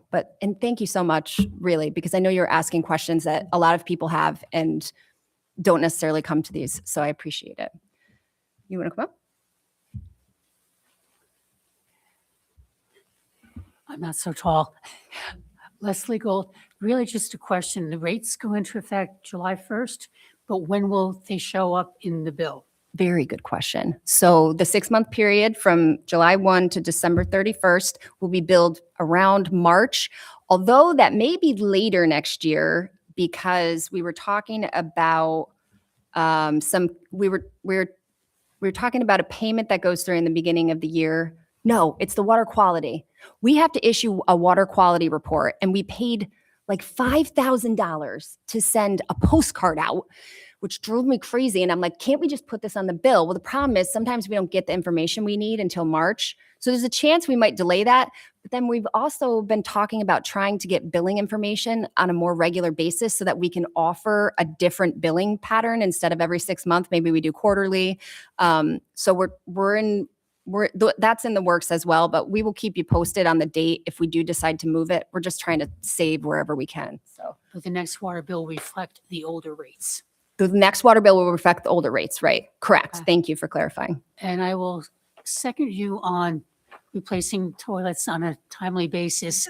The new ones use way less water. and Oh, yeah. frankly, they flush better. They're way better. I got one it's called a tornado. This is getting pretty And technical. my clever amazing. Toilets and flushable wipes, folks. Yes. That's Just the don't theme put of your the night. flushable wipes down there. when you get to a certain age with the toilets, our hard water just kills them. Mm. So you need to plan on doing it on a regular basis. Yeah, this is such an interesting talk Yeah. this evening. And the most households in Niskayuna have what is called a Neptune 5/8 inch water meter.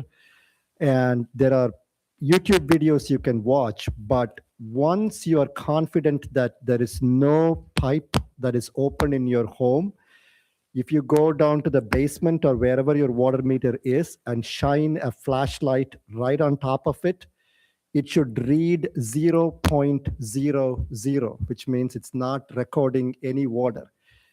If it reads anything else, when you are absolutely confident that there is no water being used in your household, if it reads anything else, you have a leak. And the iPhone light won't work. You need a proper mag light for this one. And you shine it right on top of it, and it should read 0.00. I'm hoping to come up with a YouTube video for use by residents on this. I want to see this video series. You should do a whole series. Yeah. I love it. Okay, anyone else for just the public hearing? Fantastic. I'm going to close the public hearing and open privilege of the floor. Did you have anyone for privilege of the floor? All right, whoever would like to come up and speak is welcome to now. And thank you for people here for the privilege of the floor. Thank you so much for waiting Really, patiently. thank you. It was all interesting. Okay, my name is Wayne Half. I live on 2968 Oak Tree Lane. I've been a resident there for 45 years. I started as a young guy in the street, now I'm the old guy in the street. I'm here to comment about the Birchwood sidewalk. I'm against it. I've lived there for 45 years. It's my understanding that the project is funded 50% by the state, 50% by the town, approximately $1 million project. And I just feel this is a poor use of state and federal funds. I understand the engineering comments about the traffic on that road. And yeah, there is more traffic. But the majority of the kids walking in that neighborhood are coming down through the neighborhood, actually coming down Oak Tree and then crossing Birchwood. And there's very few people, very few kids on Birchwood that are going to walk. And I just think we're missing the big picture. When this school reopened, I was involved with putting the flashing lights in. I worked with the town, I worked with the school. We put the flashing lights in. We actually moved the stop sign. The stop sign was originally at Birchwood. When the school closed, it was moved to Oak Tree. We met with the town, we moved it back to Birchwood. And then in addition to that, we had the crossing lanes painted, and we got a crossing guard. And in all this talk about traffic and concerns, majority of the kids are coming down Oak Tree, and there's no crossing guard anymore. And I don't think there's any intent of the town funding a crossing guard anymore. I think money well spent would be to have a crossing guard and void the and void the sidewalks. I feel that, maybe a few people on Birchwood will walk, but the majority, there's nobody going to let a fourth grader or younger walk down Route 7 and come up Birchwood. And there's also then a crossing issue where Birchwood and Route 7 meet. Let's see here.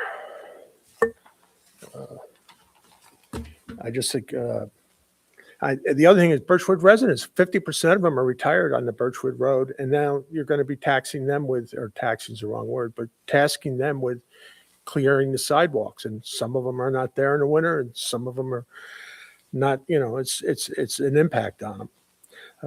The other comment I have is the aesthetic impacts. You're going to be impacting some trees. Some trees will come down. There's concerns about some trees getting damaged because of the pavement over top of the root systems. And then there's a couple places on that road where walls will have to be built. Where you cut in off of Route 7, you're going to have to build a wall in that front yard to get it in. And then there's another place where you're going to have to fill in on the side of the road and put a wall in. And it's going to change the aesthetic of that street. And I just don't feel it's going to turn it into an e-bike roadway is what I see happening there. And we know we all have problems with e-bikes. So, I understand the zeal for getting state funding. And it's great to see it spent in the right places. But I think in this particular case, we're putting a square peg in a round hole. Thank you very much for your time. Thank you, Wayne.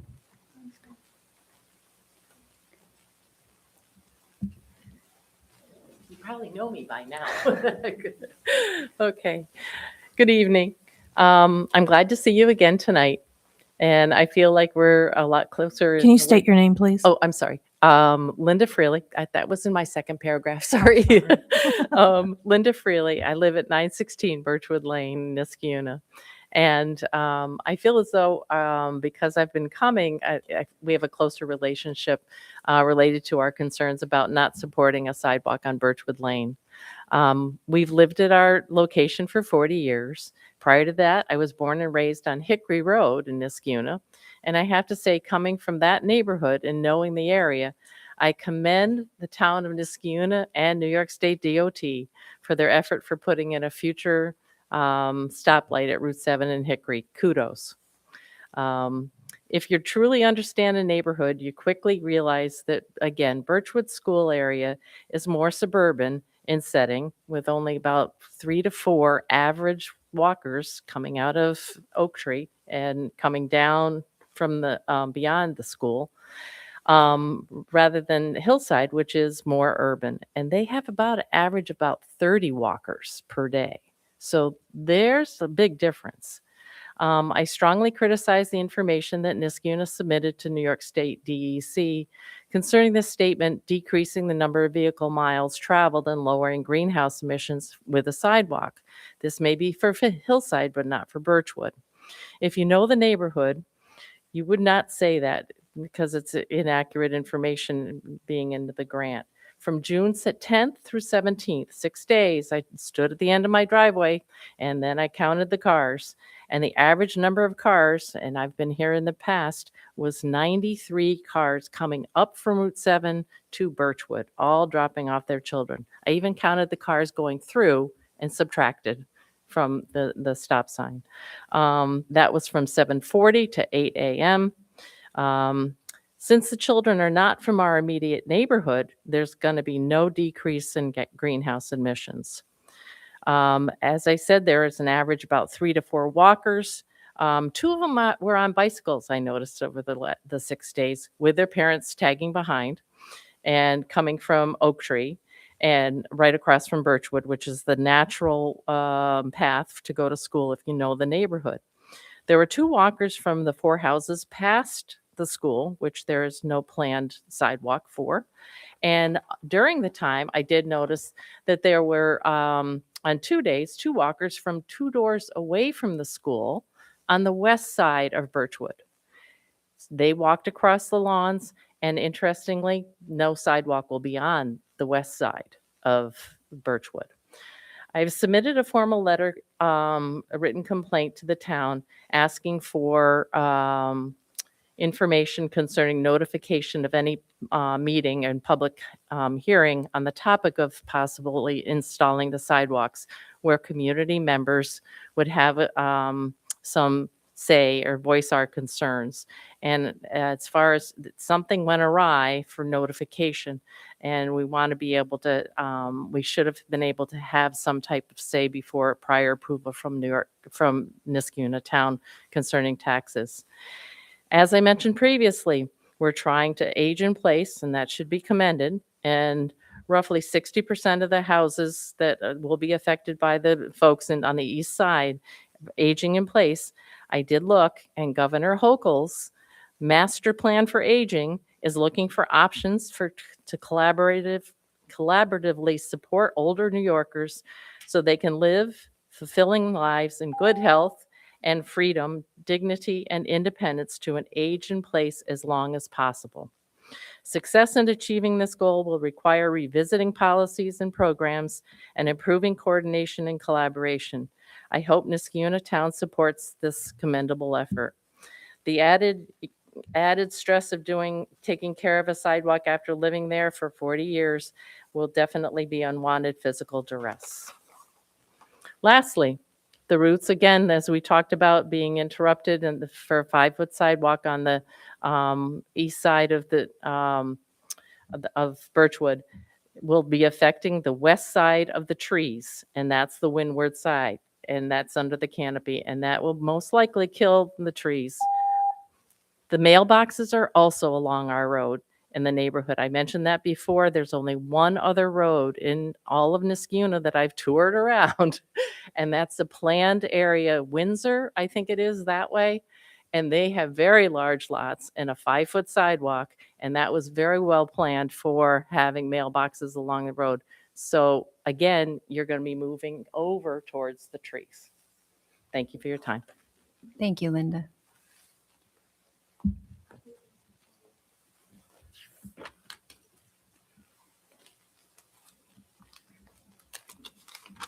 My name is Molly Anthony. I live at 918 Birchwood Lane. And thank you for all the work that you're doing. You guys sound like you're really overworked. You have the power to help us. On the block that I live on, between Hillcrest and Oak Tree, there are 7 homes on the east side. 6 of those homes are my age, older, trying to, as Linda said, trying to age in place. There's not a chance I can take on the added stress of taking care of a sidewalk. And I don't want to lose a good portion of my front yard. The charm of that area is why we bought the house. And I agree with the others when I say I think it would detract from the charm of that street. There are not that many kids walking to school. My front windows are huge. I look out the window a lot because I'm retired. Why do we need a 5-foot sidewalk? Why did no one think of maybe I don't know what it's called, renewable stuff like they use ground up tires and things like that, recyclable material and a much narrower path. I want to know why it can't go on the school side. Why can't it go on the school side? Because on our side, on the east side, we have a lot of rows of trees. And that's been a concern with all of my neighbors that I talk to. I don't want to lose our trees. We lose our trees, we lose our charm, we lose our shade. And then our energy prices go up even more. I have requested to see the plan for the sidewalks. I've not heard back anything. The communication is slow, but I do understand that you guys have other things to do. So that's about it, all that I've got. I really hope that, I know you're busy, but I hope you'll consider Like, this is my home. It's my home. I don't want, it's not that I don't like change. It's that I just don't want to lose my yard, and the money could be better spent elsewhere. Thanks. Thank you, Molly. I love your shirt, by the way, too. It's awesome. You should see her fan. She has a really cool fan.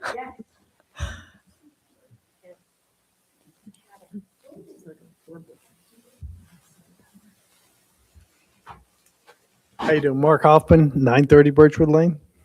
You see a little commonality going on. So, but you've heard a lot from everybody as far as, you know, the amount of kids that actually do walk and all that kind of stuff. But so I won't repeat everything that you just heard, but I thought I'd share a little story of, you know, my wife asked me, Mark, where have they put other sidewalks in?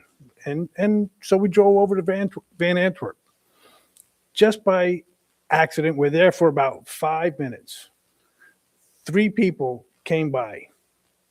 Nobody was on the sidewalk. Everybody was in the street. A couple came walking by in the street. Somebody came from a side street, ran onto the Van Antwerp, didn't get on the sidewalk.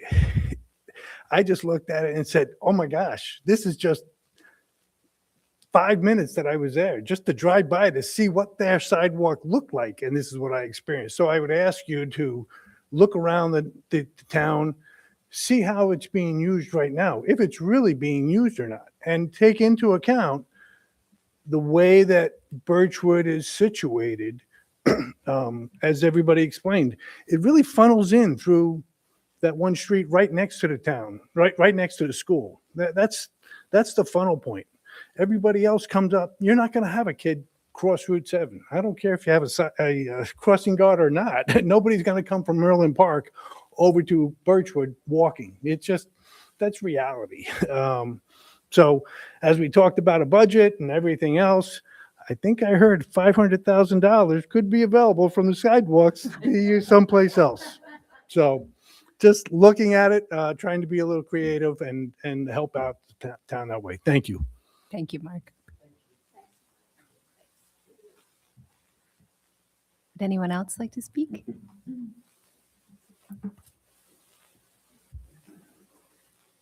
I don't live on Berkeley.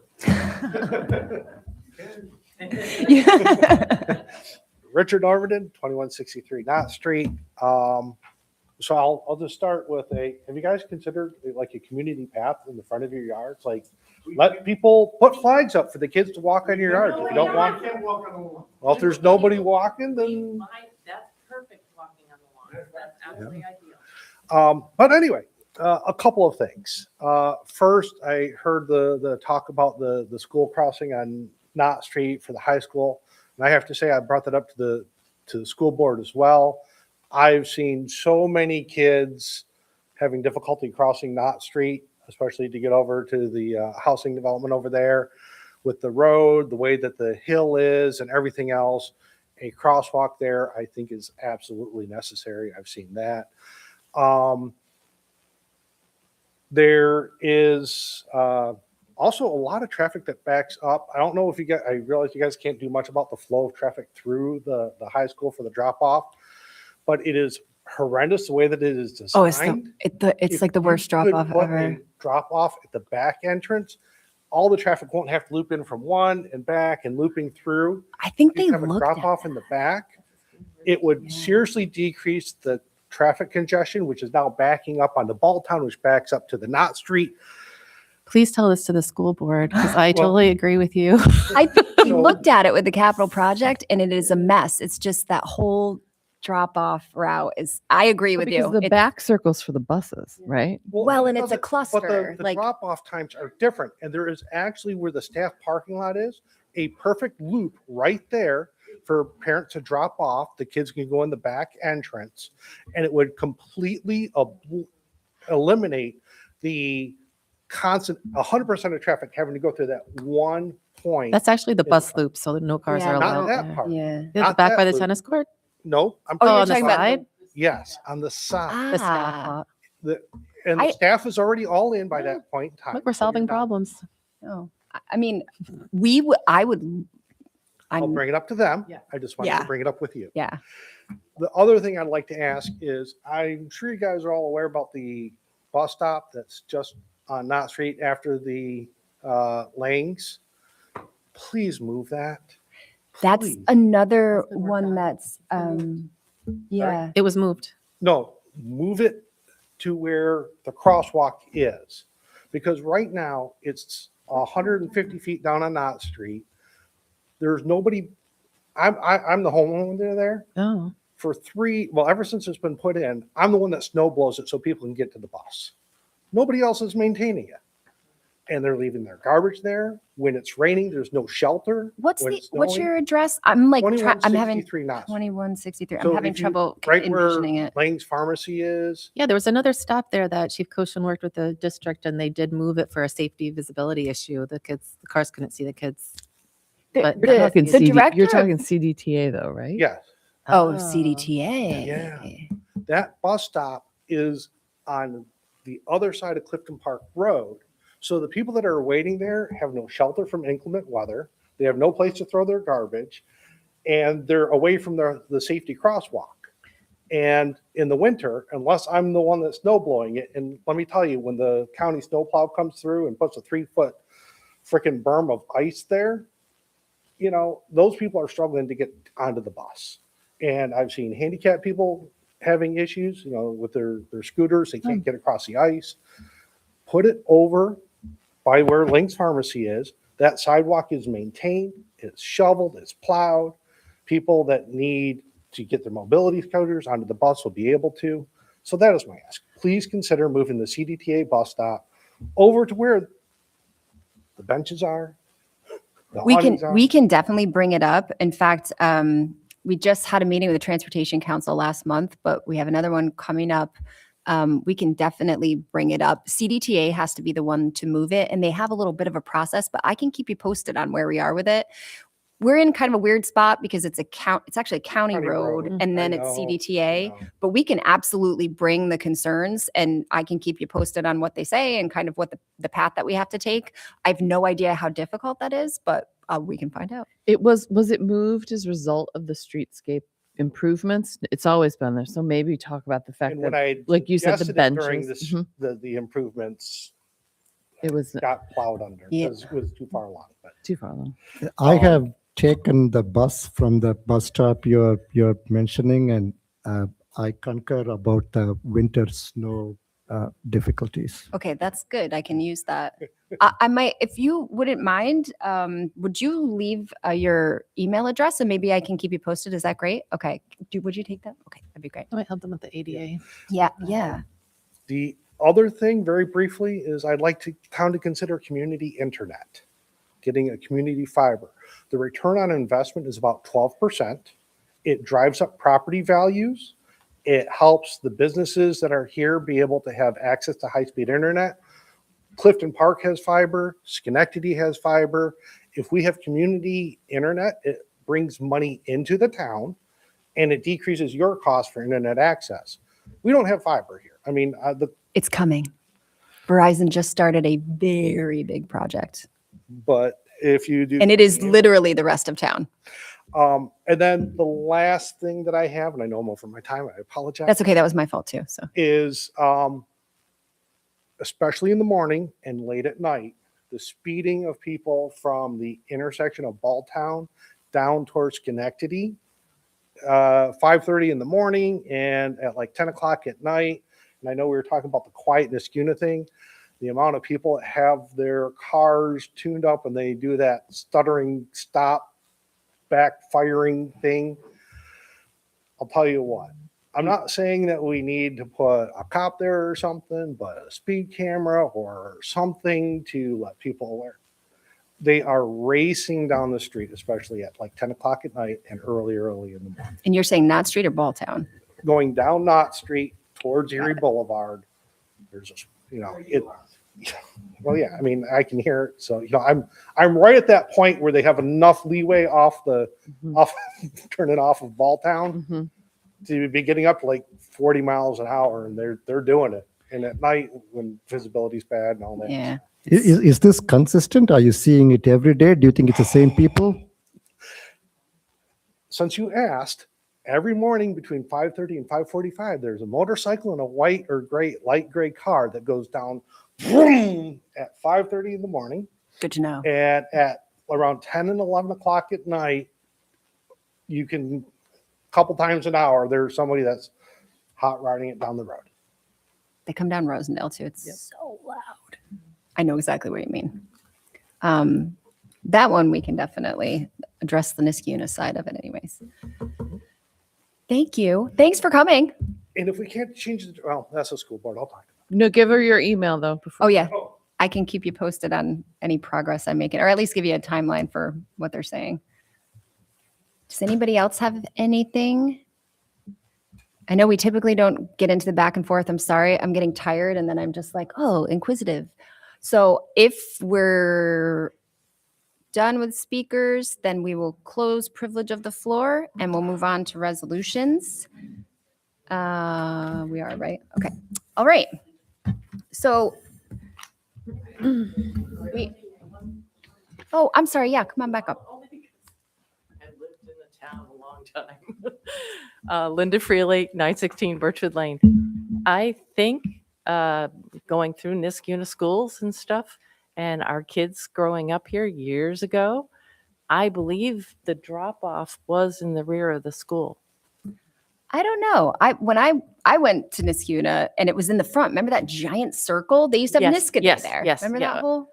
We went to we had availability to go to the back, Yeah. and that's how I I mean- maybe I found a secret I didn't know, but it did, and it was fairly easy.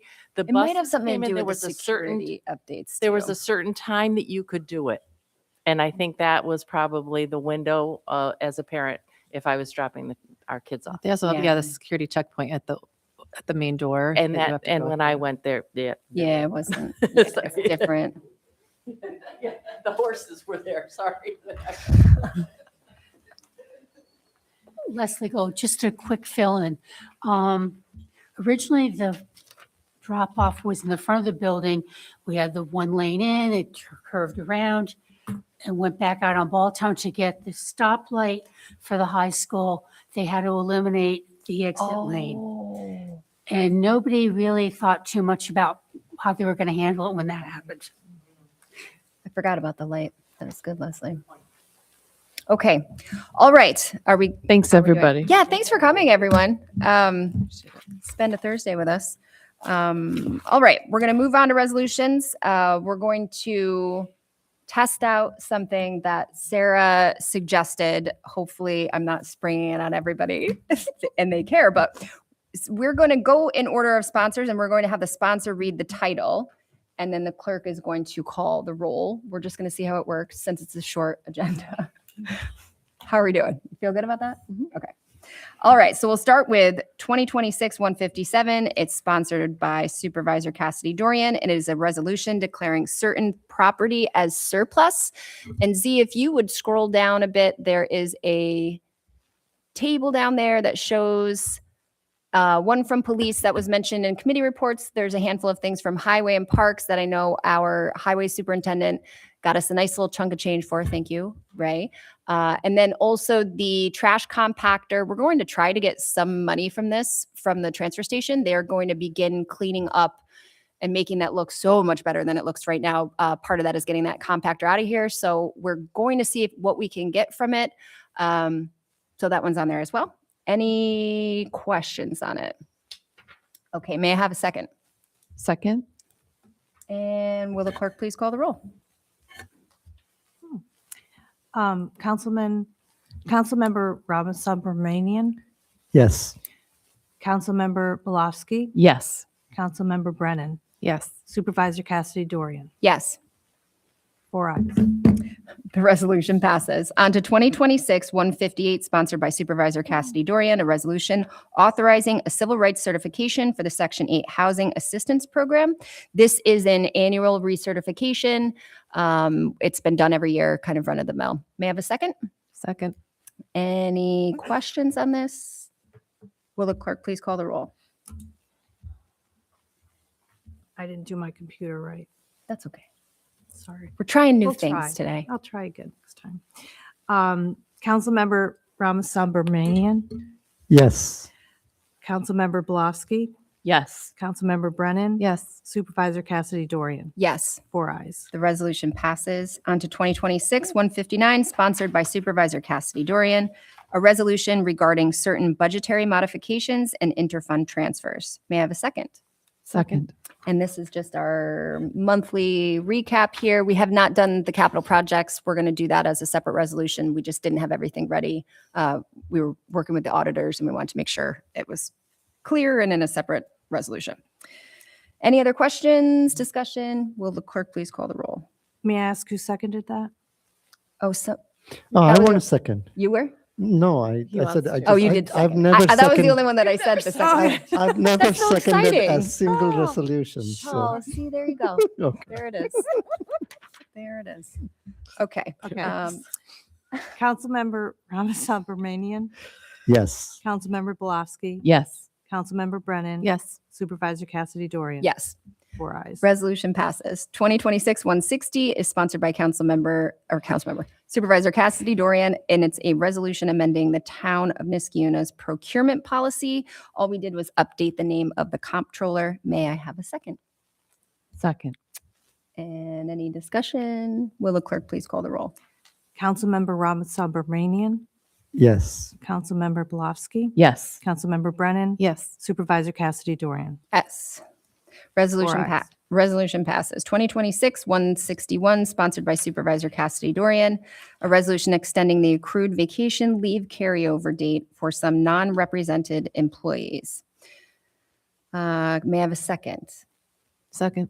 This is, we have 3 employees who are overworked as it is and have not been able to take their vacation, and they get capped at a certain number of hours right at the beginning of summer. And so we're extending this date to the end of summer so that there's a chance that they could take their vacation, maybe. But we're giving them a little bit more time so that that time doesn't drop off for them. Any questions on this? Will the clerk please call the roll? Councilmember Ramasubramanian, Yes. Councilmember Bluffsky, Yes. Councilmember Brennan. Yes. Supervisor Cassidy Dorian. Yes. 4 ayes. The resolution passes. 2026-162 is sponsored by Councilmember Ramasubramanian. A resolution adopting utility rates. Thank you. Can I have a second? Second. Any discussion on this? I mean, I feel like we've beaten this thing up to death, but Yes, we have. we're had only stuck lots with of them for 6 discussion on months. this. That's it. Any other questions, discussion? Will the clerk please call the roll? Councilmember Ramasubramanian, Yes. Councilmember Bluffsky, Yes. Councilmember Brennan. Yes. Supervisor Cassidy Dorian. Yes. 4 ayes. Resolution passes. 2026-163, sponsored by Councilmember Belofsky. This is a resolution appointing persons to the Planning Board and Zoning Commission. We are making Alexander Billen Calhoun, who has been an alternate on the Planning Board, we actually served together, a permanent member, and welcoming Jonathan Valancourt to the Zoning Board. Fabulous. May I have a second? Second. Any discussion, questions? Will the clerk please call the roll? Councilmember Ramasubramanian, Yes. Councilmember Bluffsky, Yes. Councilmember Brennan. Yes. Supervisor Cassidy Dorian. Yes. 4 ayes. 2026-164, sponsored by Councilmember Belofsky. A resolution appointing an individual to the Conservation Advisory Council and Climate Smart Communities Task Force. Thank you. Do I have a second? Second. And similar situation, some shuffling around, and a new person that I want to introduce him. He actually Yes. came Oh, is and he here? stayed. I've heard Yeah. you are the guru. Can you stand up, Larry? I just want to can I just tell our origin story, you and I, Larry? Larry is my neighbor and he's on Morrow, and we met while I was campaigning and we started talking. He had some questions and he informed me at the time that he was retiring from the New York State Department of Environmental Conservation. And I said, I feel like I recognize you, because he was a frequent speaker on Seeker at a lot of the planning events that we attended. So I said, please call me when you retire. We have a place for you. And he did. So we're really excited to welcome somebody with Larry's level of experience. We know that he will be an asset as a member of the CAC. Fantastic. you. Thank you and welcome. Thank you for volunteering your time. It's huge. Like, Yeah. really excited for it. All right. Any questions for Larry? We'll have them. Don't worry. Yes, it won't we be will. tonight. Sorry to tell you. All right. Did we grab a second? I don't know if we did. Jess, yeah. Okay, Jess seconded. Will the clerk please call the roll? Councilmember Rob Subramanian, Yes. Councilmember Blasky. Yes. Councilmember Brennan. Yes. Supervisor Cassidy Dorian. Yes. 4 ayes. Resolution passes 2026-165, sponsored by Councilmember Bolofsky. This is a ceremonial resolution recognizing the Niskayuna Co-op for receiving the Capital Region Chamber Good News Award and being added to the New York State Historic Business Registry. Thank you. Do I have a second? Second. Any discussion on this? Do you want to? It's really long and It's really long, really so- long, but it is publicly available. I'll just say quickly, we're very excited. We're going to have an event, yes, July 16th, with Assemblymember Steck, who took the action to name the co-op to the Historic Business Registry. It's a beautifully written resolution, so I encourage you to read it. I'm a former president of the board at the co-op and helped guide them through COVID. It is near and dear to my heart, and I think that it's just fantastic to still have a community grocery store going 80 years later. It's a real testament to our community. All right. Any additional discussion? Will the clerk please call the roll? Councilmember Rob Subramanian, Yes. Councilman Blasky, Yes. Councilmember Brennan, Yes. Supervisor Cassidy Dorian. Yes. 4 ayes. Resolution passes 2026-166, sponsored by Councilmember McPartlin. Oh, just kidding.